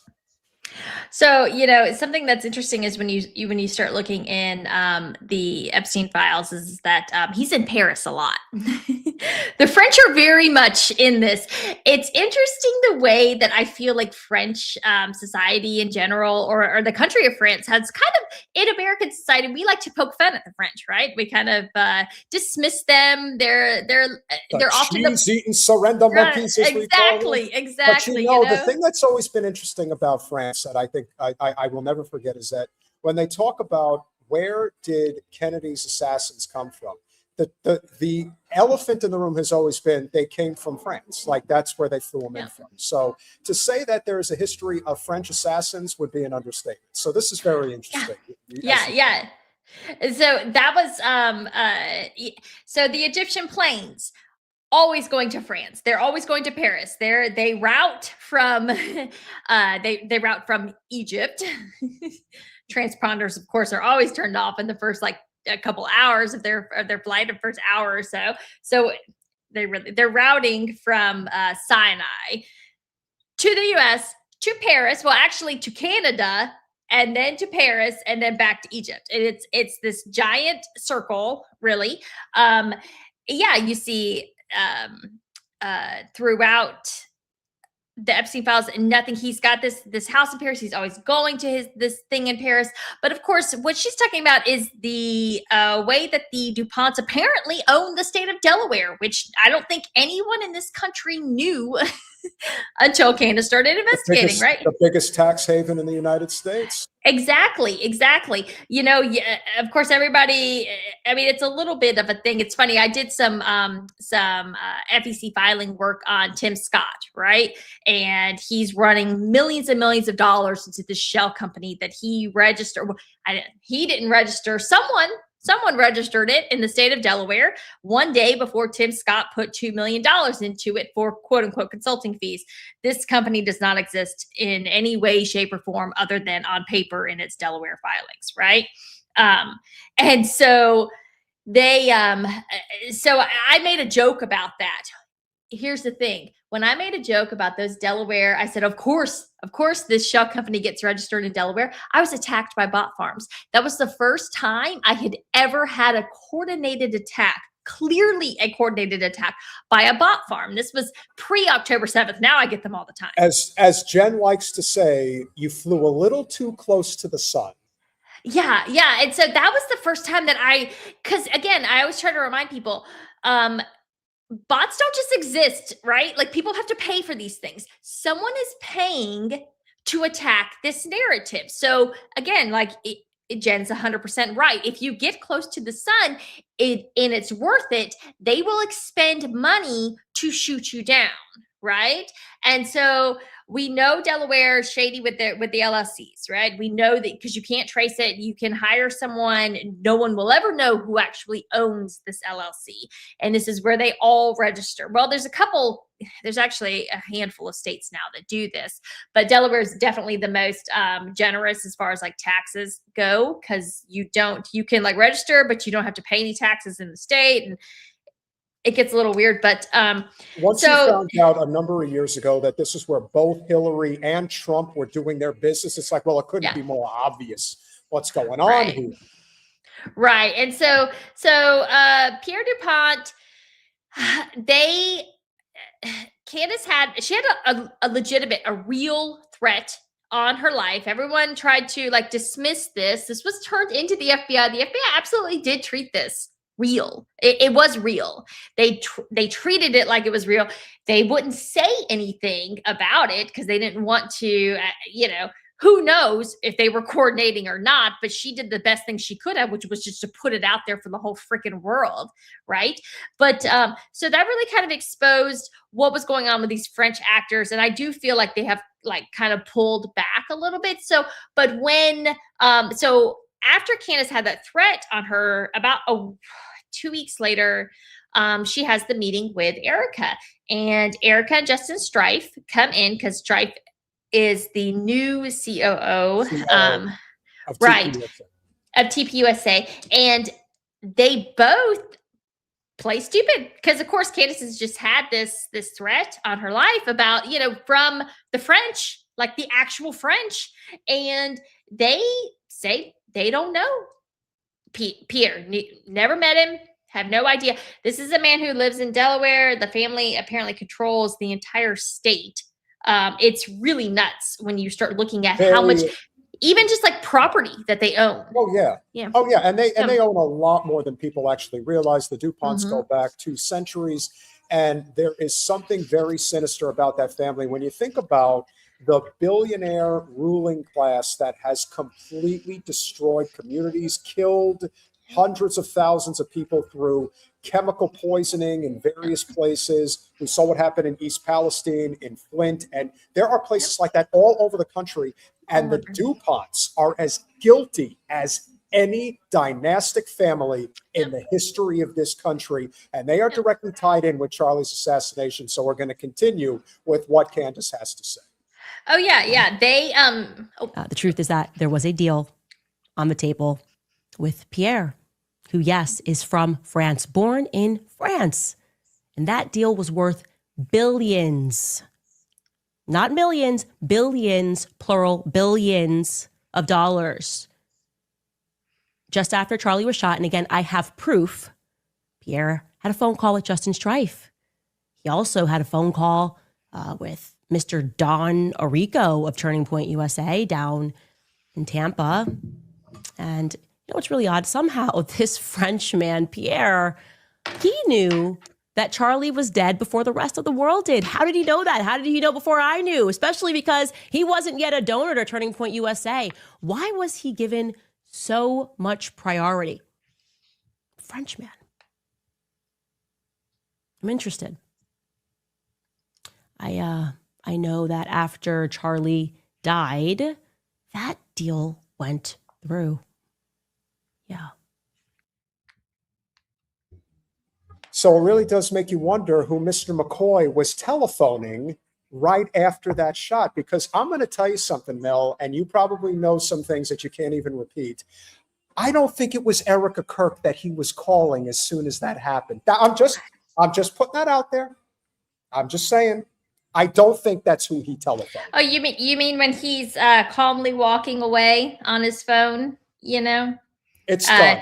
In his training, right? Mm-hmm. That was our training that we and had to his go corrupt through. pastor of a father who goes out there and covers his ass for him. I mean, listen, once a crook, always a crook, as far as I'm concerned. When people are like, oh my God, he was calling him. And then when Candace talks about the fact that you've got Tyler and Erica showing up at the tarmac and they're an hour delay. It's like, God, you guys, you cannot get your story straight. And you know why they can't? Because every lie begets another lie.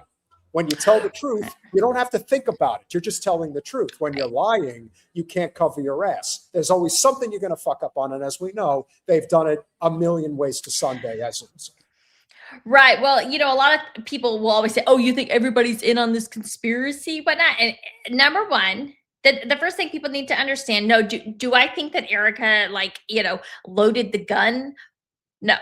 Okay. Obviously not. But there clearly is some sort of conspiracy, because you wouldn't have these inconsistencies. You wouldn't have these lies, these little lies, right? You wouldn't have, again, I will never, ever, I'm one of these people that I try to just hone in on the most obvious problem. The most obvious problem of what happened, that other than, of course, Charlie getting shot, is that you've got Terrell Farnsworth.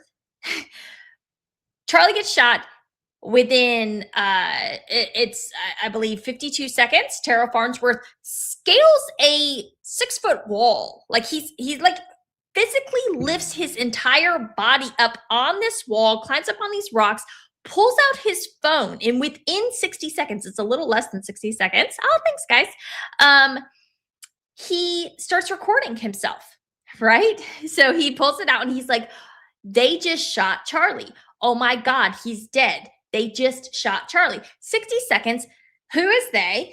Number one. How do you know he's dead? You went from standing right there to running and climbing on a wall while they're picking him up. No one even knows what's going on. Then 3.5 minutes after you've recorded this little selfie, you go to the tent, you pick up the bloody chair, you put it over a camera that has been knocked over, and you pull down those cameras and you pull out the SD cards. You are totally corrupting a crime scene. Okay. Like, I worked as a paralegal for a criminal defense attorney. They covered up, literally yes, covered up a crime scene with cement. So it's like, you know, I remember the first time I saw that, I was very gracious to them, and because I thought this was hours later that the crime scene hadn't been secured, and I was so pissed at the cops at that point. I'm like, why were you letting people walk all over the crime scene, right? Then I find out, no, he pulls that camera down at 4 minutes and 56 seconds post the shooting, and it's like, holy shit, you're stepping on the bloody chair less than 5 minutes after Charlie has been shot. Like me, I'm just like, this is, I try to like think about things like I do in my life, like it takes 3 minutes and 30 seconds to pop a bag of popcorn. Okay. That's how short of a time span he went from filming, oh my God, Charlie is dead, to let me freaking steal the evidence from the crime scene. The other thing that doesn't get talked about enough when it comes to so many of these clandestine operations, as I've always said, Charlie was somebody who I vehemently disagreed with on a number of things, but I always appreciated the fact that he allowed for political discourse in all things that he did. And why I think that this is such a big deal is that when he finally woke up one day and realized that he was not in control of the organization that he thought he built, that it was actually this operation that they used him as a pawn in to grow it. Again, Turning Point USA was a response to Obama's run in 2008. They had to figure out a way to cultivate the youth in this country. It took them a number of years, but eventually they were able to do it with Trump. And the point is, when he decided, you know what, I've often agreed with the direction you guys suggested this and the other thing. I really can't get on with this Israel thing. This is just not my thing. And they came to him and said, no, it is your thing. And if you don't do what we tell you to do, now you're really going to see how much control and power we really have. And at the end of the day, he messed. This is why, whether you like Candace or not, she has the receipts. And she said he made his peace and said, if they take me out, they're going to take me out, but I'm not going to give in to their demands. And to his credit, and I do believe he's dead, despite what some people have to say about this, there is too much evidence from amateur video, not professional video, from amateur video from people that were there that show you that he was assassinated. This wasn't some rando dumbass off of a rooftop that did this. This was a well-coordinated effort, but they couldn't plug all the holes. Nothing ever goes according to plan. And that's why, do I think Candace knows exactly what went down? 1,000%. And she drags this out forever because you can't let this story die, because in the end, it gets back to one universal truth. This is Israel. It has their paws all over it. Everyone knows it.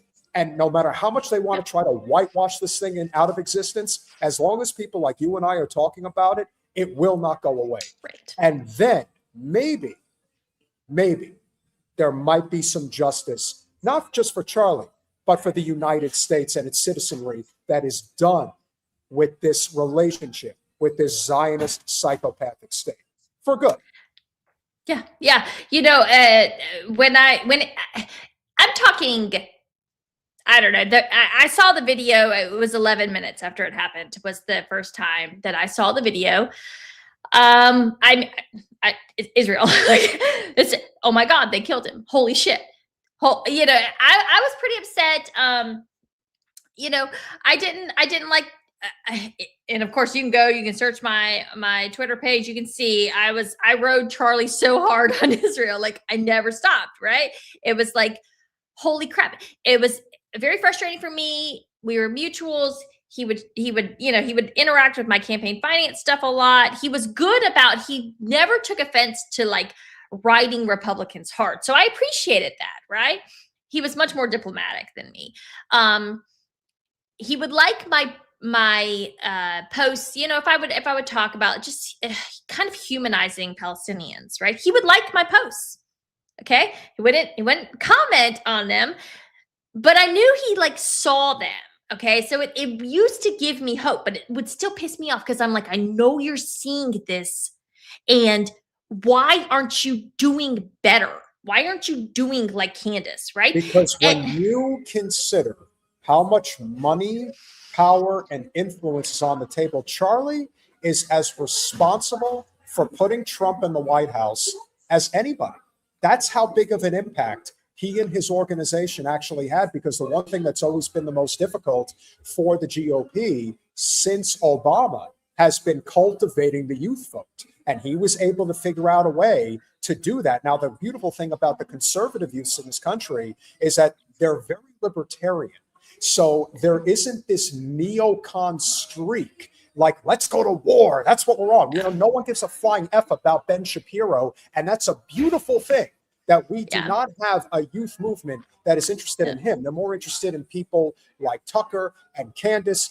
And yes, we're dealing with Fuentes in real time. Hopefully that will continue to surface. But the person that I wanted to bring up tonight, because I'm sure you've noticed the commentary that he's been making in Candace's direction in particular, is another one of the biggest Christian Zionist pastors out there, and that's Greg Locke. Now, this guy, who is based in Tennessee, this is a clip that actually came out a couple of months after October 7th. I want people to remember who this guy is. Israel should make the Gaza Strip a parking lot by this time next week.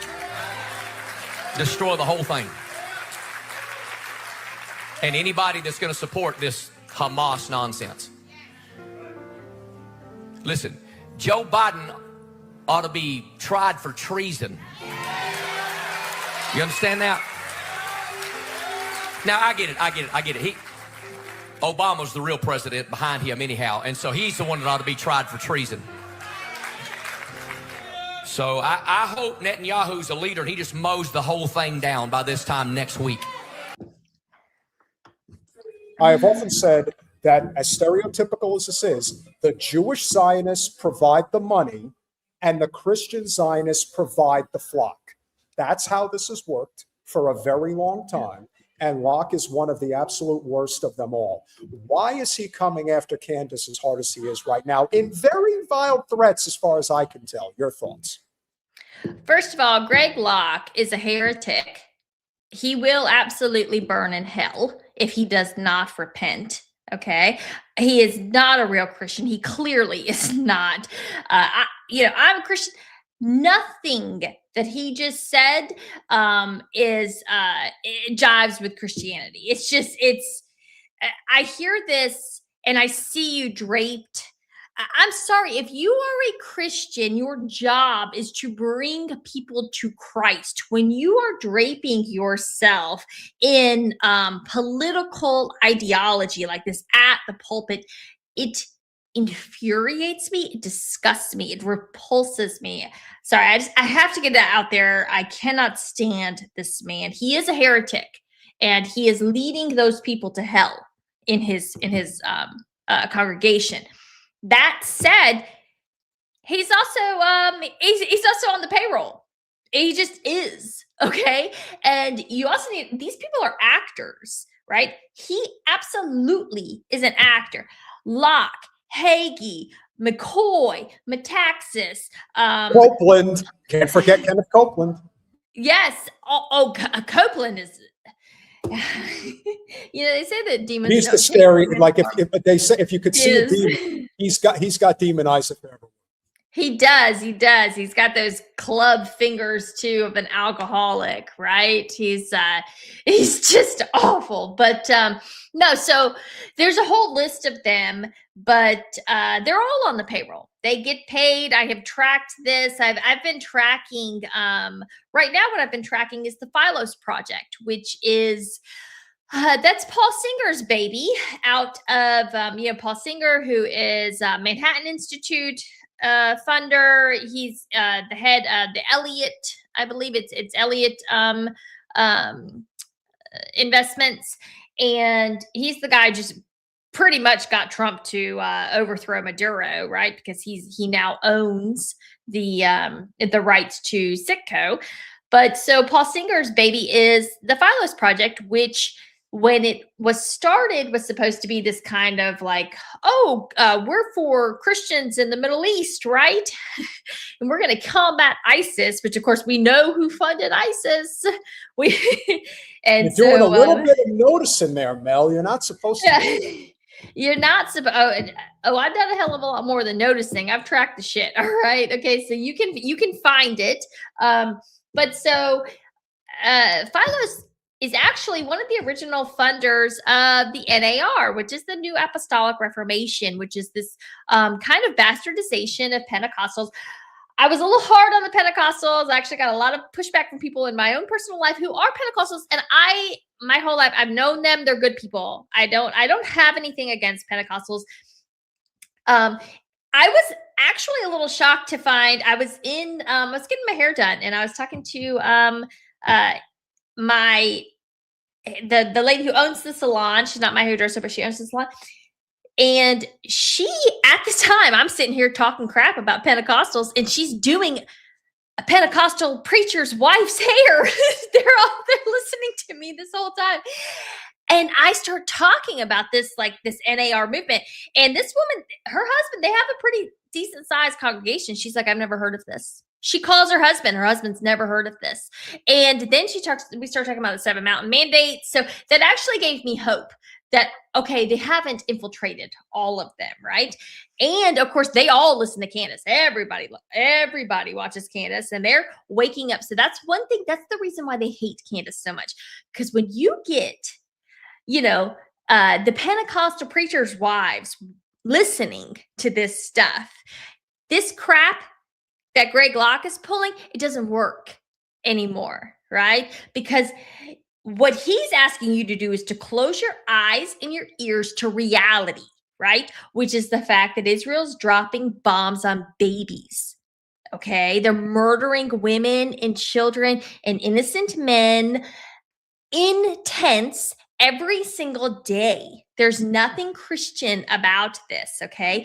He's asking you to just close your eyes and just pretend like that's not what's happening. Well, the other thing that you also have to remember, and this is the biggest reason why I believe they've come at Candace as hard as she has, we have seen this with all of them. Whether it is again, so many of them hide behind, what was the one, something Barbie, whatever the hell her name is. But you've got all of these, commentators on X that are either, sucking Trump's balls every day and, never criticizing anything that he does. And to me, it's no different than what these Christian Zionist pastors are doing, which is it's all for a paycheck. And the thing about Candace, like Tucker, what do those two have in common that very few others have? They have fuck you money.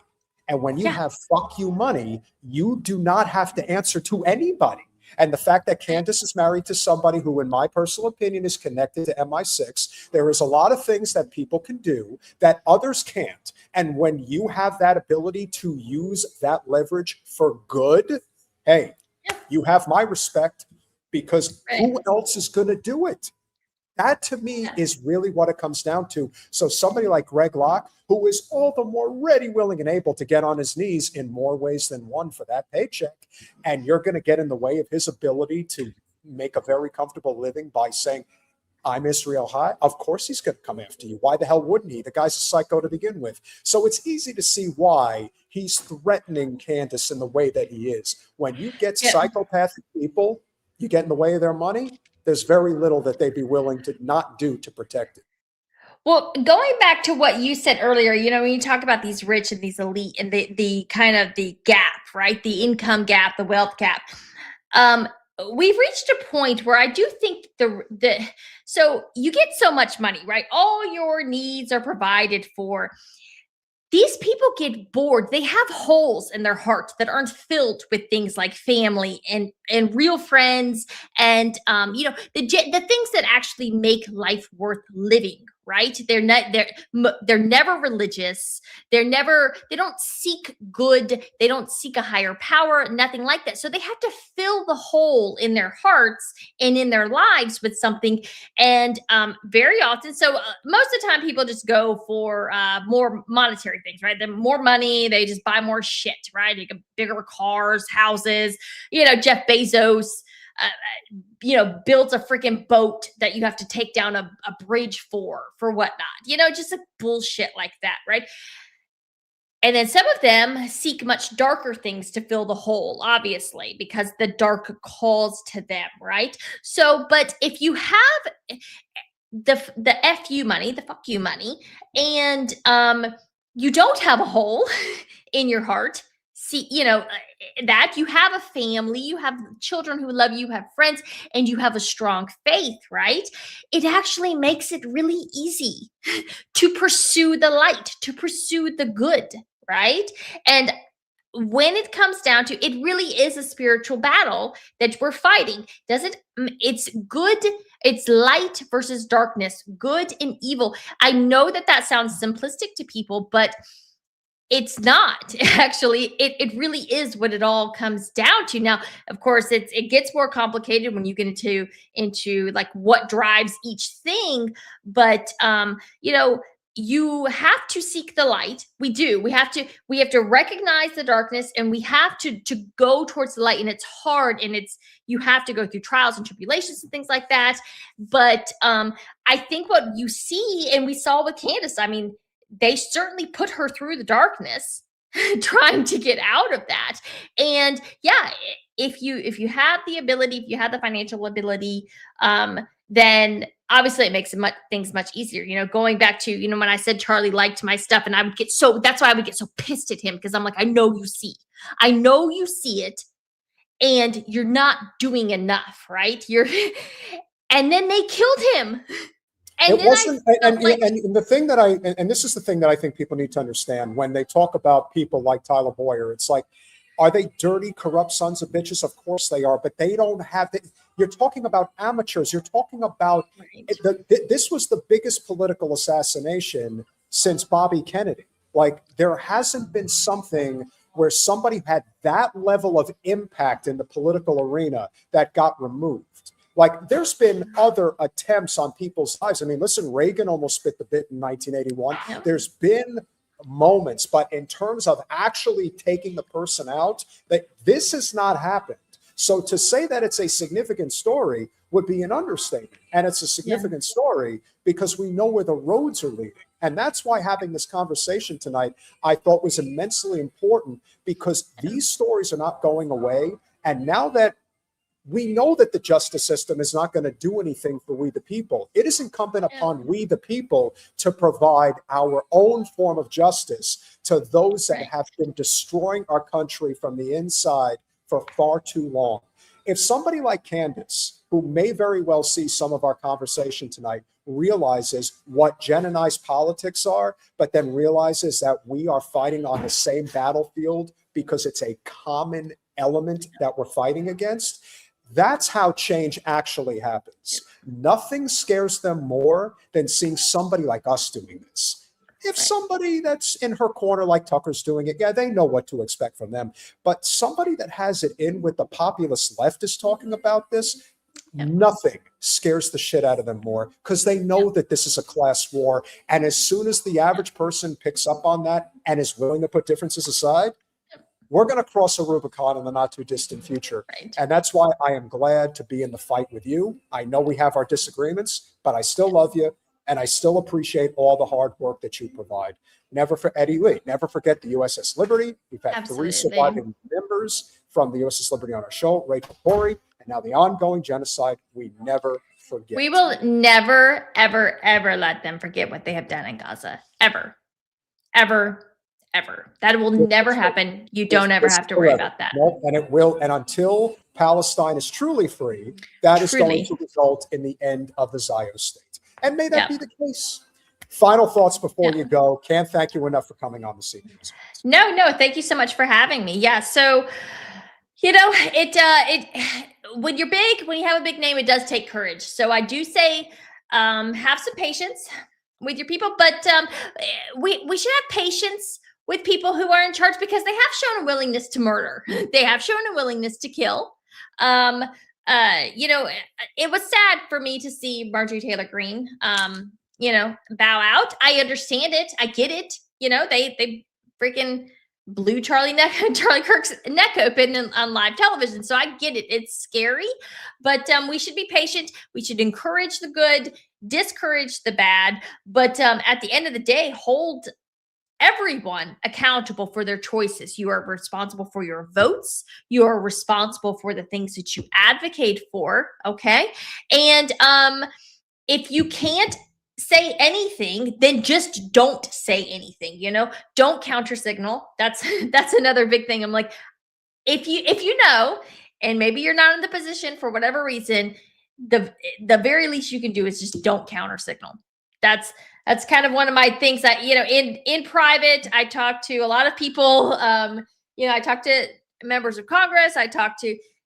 And they say they want to do, they agree, but they can't say anything. I'm like, well, they just stop counter signaling. Okay. That's your baby step. So if you are, if you're famous, whatnot, find the courage in your heart. You got a lot of small accounts. And I always like to say, shout out to the small accounts out there, because you guys really, you're the ones that push it. You're the ones that make everything trend, everything like that. So we're winning, guys. We really are. We will win. If you're in it for the long game, they're on borrowed time, and we all know that. Yes, we are winning. Keep fighting the good fight. And the next time we talk, think about an issue that is very important to you, because I need to get you on board with single payer healthcare. But if there's one issue that matters to you, that you think that perhaps a side of politics that people are not on board with, that they should be on board with, that's where the compromise needs to come into play. You see, the one thing that a lot of people in political circles still haven't learned is that if you want somebody to give an inch, you have to be willing to give one as well. And that's where the compromise comes to. So hopefully we'll be able to find that happy medium. Yes, Appreciate you, my friend. Bye. Thank you, guys. Have a great evening, Mel. We'll be in touch. You too. Okay. So as you can see, we do have common ground, maybe not on everything, but certainly in certain areas where we can find that pursuit, single payer healthcare. Because in the end, that is the only solution. It's the most libertarian form of healthcare that you can provide, unless you don't want to live in a society. So certain types of libertarians have to make that decision. They have to make a decision. Do you want to live in a society or not? If you do, then that's the only way. We have one more story to cover this evening before we go. Now, I want everyone to understand, as I keep pointing out, why I talk about Fuentes. It's very obvious. And that's why I mentioned before about certain people on the libertarian right that are following Candace and Tucker, who we cover. But then we talk about Fuentes. And Fuentes has decided that he's going the full Monty and kind of not hiding the fact that he's really on board with Israel, because to me, this is all about money and power, and he's got a lot of aspirations for himself. Remember when he was on Patrick Bet David's podcast? He asked him, hey, you planning on running for president one day? And apparently, yeah, he is thinking about doing that. Or governor, something along those lines. How is he going to do that? He's got to make money. He's got to make a lot of money. And so here's who he decided to attack. Relatable little experience. Ian and Tucker are collaborating again on the Epstein release. You know it's going to lose sight of the truth about the crimes and take the bait for views, insinuating everything without saying anything. If they were serious about the truth, they'd have on Whitney Webb. But those two have weird ties to Teal and will focus on the distractions. I don't even trust Whitney Webb. I don't like her. Everybody worships Whitney Webb and the ground that she walks on. I don't like her. I'll be honest. I don't think she's that good. I watch her show. First of all, her show is boring. Okay, boring city. These people are like, I don't know, get a fucking good camera, Like, isn't he something? Isn't he such a swell guy? Doesn't he really have his shit together? Let me tell you something about Whitney Webb. Of all the people that have identified the Epstein case way before these files even had a chance to see the light of day, do you know who was pursuing this story? Whitney Webb. Whitney Webb wrote the blueprint. She wrote the blueprint. It's called One Nation Under Blackmail. And she wrote two versions of it. In fact, in totality, if I'm not mistaken, I believe the two books combined between the first book and the second book is somewhere between 1,200 and 1,500 pages. And it's basically about Jeffrey Epstein. This is a person who devoted years of her life to bring these stories to light. And he's bashing her. Of all the people that you could shit on, you shit on Whitney Webb. That's who you pick. Whitney Webb has never picked a fight with anybody in politics, ever, except for the powerful elite. As far as anybody who has a show, who is a commentator, she doesn't go after anybody. Her initials are literally Wonder Woman. That's pretty cool. Douche Canoe has more to say. I'm watching their podcast and she's wearing like a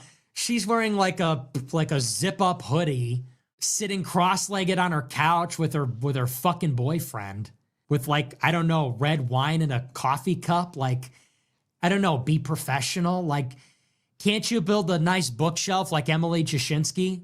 I know you're like a Spurg and everything. I know you're like a crunchy autistic horse girl or whatever, but can't you build a nice bookshelf for your Zoom background like Emily Jashinsky and Crystal Ball?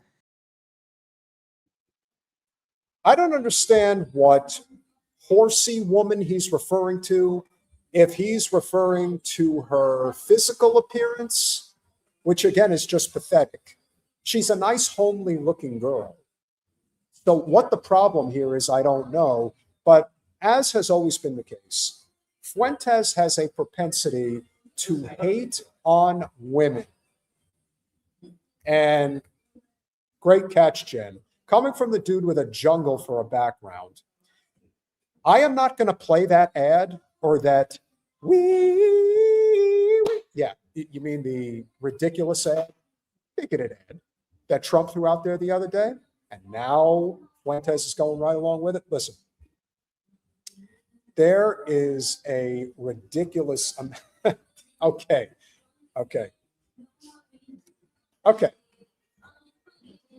You really have to wonder what this pursuit is, or to what end.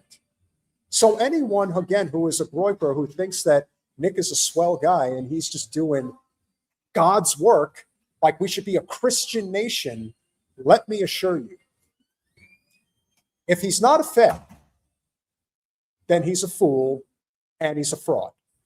So it's one of the three Fs. Maybe it's all three. But to go after Whitney Webb like this,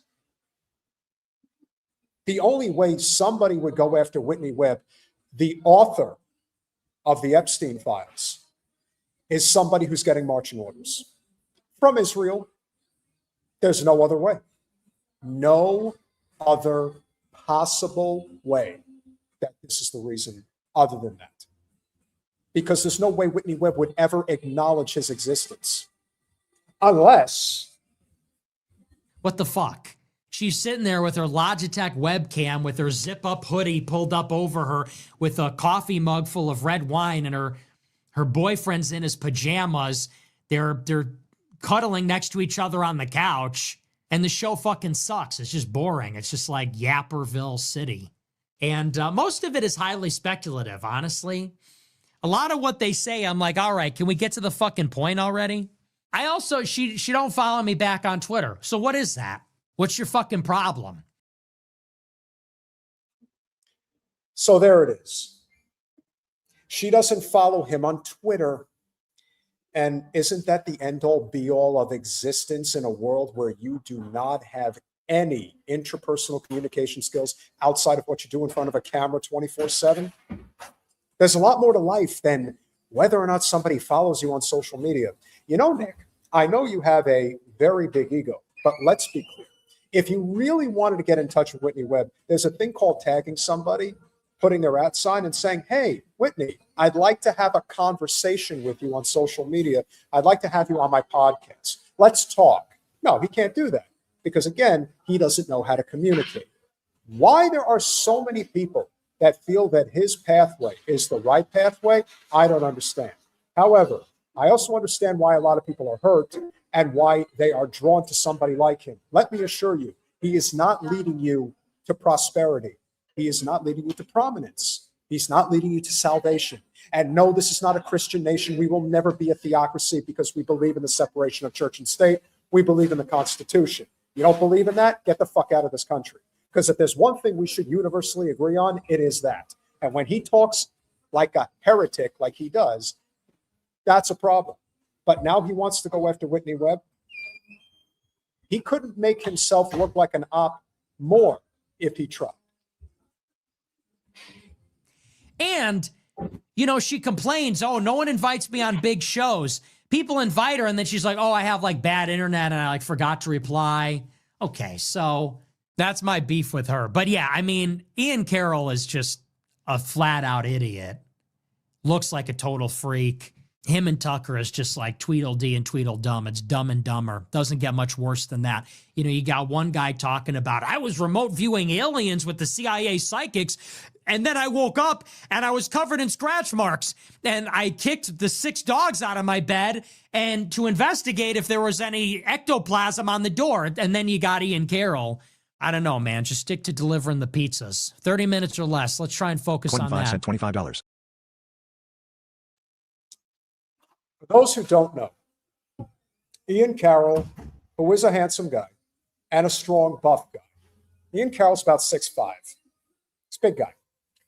Nick Fuentes is maybe 5'7". He's a short guy, and he's not very buff. So the hatred that he has towards Ian Carroll, and then he just had to throw Tucker's name in there. Didn't Tucker have you on his podcast? I mean, talk about pot calling the kettle black. Here's a situation where somebody did you a favor. Somebody brought you into their channel, gave you a platform to millions of people, and you talk about him in such a negative way. He doesn't talk about you, ever. But he talks about Israel in a not so good way. And so you get your marching orders. You get your marching orders, you say what you have to say, and all in what? For a paycheck? For power and prominence? There could be no other logical explanation. But this is who Fuentes is. And I want to say this to anybody out there who, again, is a groyper and thinks he's a swell dude. I am going to continue to show you why he is a fraud and why, if you continue to pursue supporting his cause, all roads are going to lead right to Israel like they do with so many other people. He could not make this more obvious. And the way that he, in a very jealous way, first of all, he's clearly, he has a problem with women. That's obvious. And is he gay? Maybe. Who gives a shit? And the fact that he's hating on Ian Carroll, why would he do that? Total jealousy. That's all it is. End of discussion. So if you're going to pursue this end in terms of what Fuentes is actually fighting for, he's fighting because he's at a level where the only thing that matters to him is his future and what he intends to do in politics. With a lot of money and a lot of power, he is still riding on the notion that Israel is worth pursuing. Now, every once in a while, he'll throw in a little carrot to suggest that he's not fully on board with Israel, that they're bad people. Then he'll turn around and he'll do this. A groyper, the best way I can describe it is just somebody who's fiercely loyal to the efforts of what Nick Fuentes and his ideology is pursuing. They claim to be America first, but really, they're just using it as a catchphrase. It's all about whatever pursuing ends of somebody like Nick Fuentes is all about. He's an exceptional orator. I'm not going to take that away from him. He's obviously very controversial, but he gets he gets a lot of views in the millions. People think he's a swell dude. And for a lot of unhappy, desperate, unsuccessful, and unhappy people, and how could you not be in this system? There's a lot of people who gravitate to him. There's a lot of people who think that he's speaking for me and my pain. That's what they hear when they listen to Nick. They can't get a date. They're not in good shape. They're unhealthy. They're unhappy. All of these elements come together in one. And they think Nick's the answer. Nick is not the answer. Nick is only going to lead you to a road to nowhere. Is Nick a Zionist? Nick is a Zionist for pay. That's it. I don't give a flying F if he is a Zionist. All the more reason, because it's not ideological. It's economic. And that's all he's ever been about. Think about it. Free Palestine. If you've enjoyed this conversation this evening, which we hope you have, one more time, please consider going over to patreon.com/revolutionary change for as little as $5 a month. You can become a supporter of our small but mighty and still growing despite suppressed channel. As I mentioned earlier, we did pass 108,000 subscribers, so we're still slightly crawling up the ladder, and any and all support that you provide is tremendously appreciated. So let's pick up where we left off. A big shout out to Snowy with the 25 Canadian A. Thank you, Peter, for your great reporting and commentary. Snowy, I have no doubt that it is snowy and cold wherever you are right now, so stay warm, my friend. Same applies to everyone throughout the United States. It is a very, very cold country right now, and I'm very lucky where I am to not be dealing with that. So stay safe and stay warm. Remember to also check out our pack, Revolutionary Change Pack. So take your phone, click the QR code, check out our efforts to support Shama Sawant running against Zionist Nazi Adam Smith for Congress up in Washington State. We may be expanding further as we go forward. We're going to keep making some moves. We appreciate your support there. So let's continue. Teresa, thank you for the $2. What betting sites are owned by Zios? That is a great question, my friend. I'm not 100% sure, but I could tell you that OnlyFans is owned by the Zios. Stop going to OnlyFans. There's plenty of different ways to get your fix, if you know what I mean. Just don't get it there. Piano Man with the $10 super sticker. Really appreciate you being here, my friend. Gezin82 with the $5. It's giving soul to Satan. I've known real Satanists. They told me corrupting innocence is how to receive power from Satan, no lie. I have no doubt whatsoever that that is correct. Miley's channel with the gifting 1 Revolutionary Change membership. Thank you so much for your consideration and generosity. I really appreciate it. Gezin82 with the $2. Coon Dance, don't platformer, Peter. Gezin, watch your mouth. Not cool. Gezin82 with the $2. Do you love Fuentes, Peter? No, actually, I can't stand him. But I think it's important to reach his audience. Reach the audience and show people that there is a better way. I point that out because speaking ill of somebody like Candace who's trying to do good by all of us is pretty sad. F. Fuentes, Peter, stop promoting him. I'm not promoting him. I'm trying to reach his audience. Don't give a shit about him. Reflect the Sun with the $5 super sticker. Thank you so much for your support. Really appreciate it. J Frog 111 with the $20 super chat. Thank you so very, very much. It's more than that, Peter. Whitney traced Epstein back to the Italian Jewish mob and Zionist origins. She exposes how corrupt it was going back decades. Nick is a brain-dead virgin little troll compared to her. No argument from me, my friend. None. Gezin82 with the $2. Stop platforming a racist. $2 again. You are platforming Nick. You can always turn the channel, brother. You don't have to be here when I'm talking about Nick if it bothers you that much. Willie Bragg with the $5. Tucker Carlson, who I am not a fan of, was not wrong when he referred to Nick Fuentes as this weird gay kid living in his mom's basement. Subscribe to the Willie Bragg channel on YouTube if you haven't already. And I agree. Navy EOD Vet with the $4.99. Thank you, Mr. Walken. Tonight, pursue channels, fun, dance, have a nice time. Come on, please. I appreciate your support very much. And Nicholas Craig with the $5. I cut my hair and style it like yours, and my confidence has gone up, and I have better interactions with people. Well, I can't take all the credit, but I'm glad to hear that things are going well for you, my friend. Thank you so much for your support. I really appreciate it. And Gezin82 with the $2. Okay, I will, Peter. Great. And come back when we're talking about topics that are more to your liking. We're not going to agree on everything, and I still appreciate your support. Thank you so much.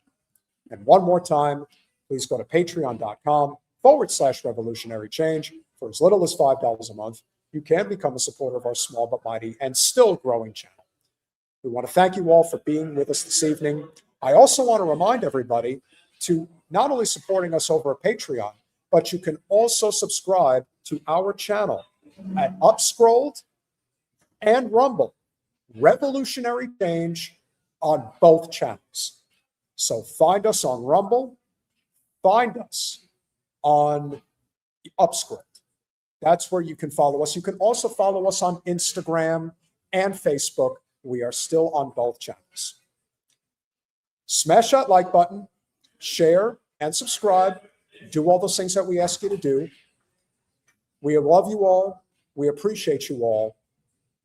Go Seahawks and free Palestine.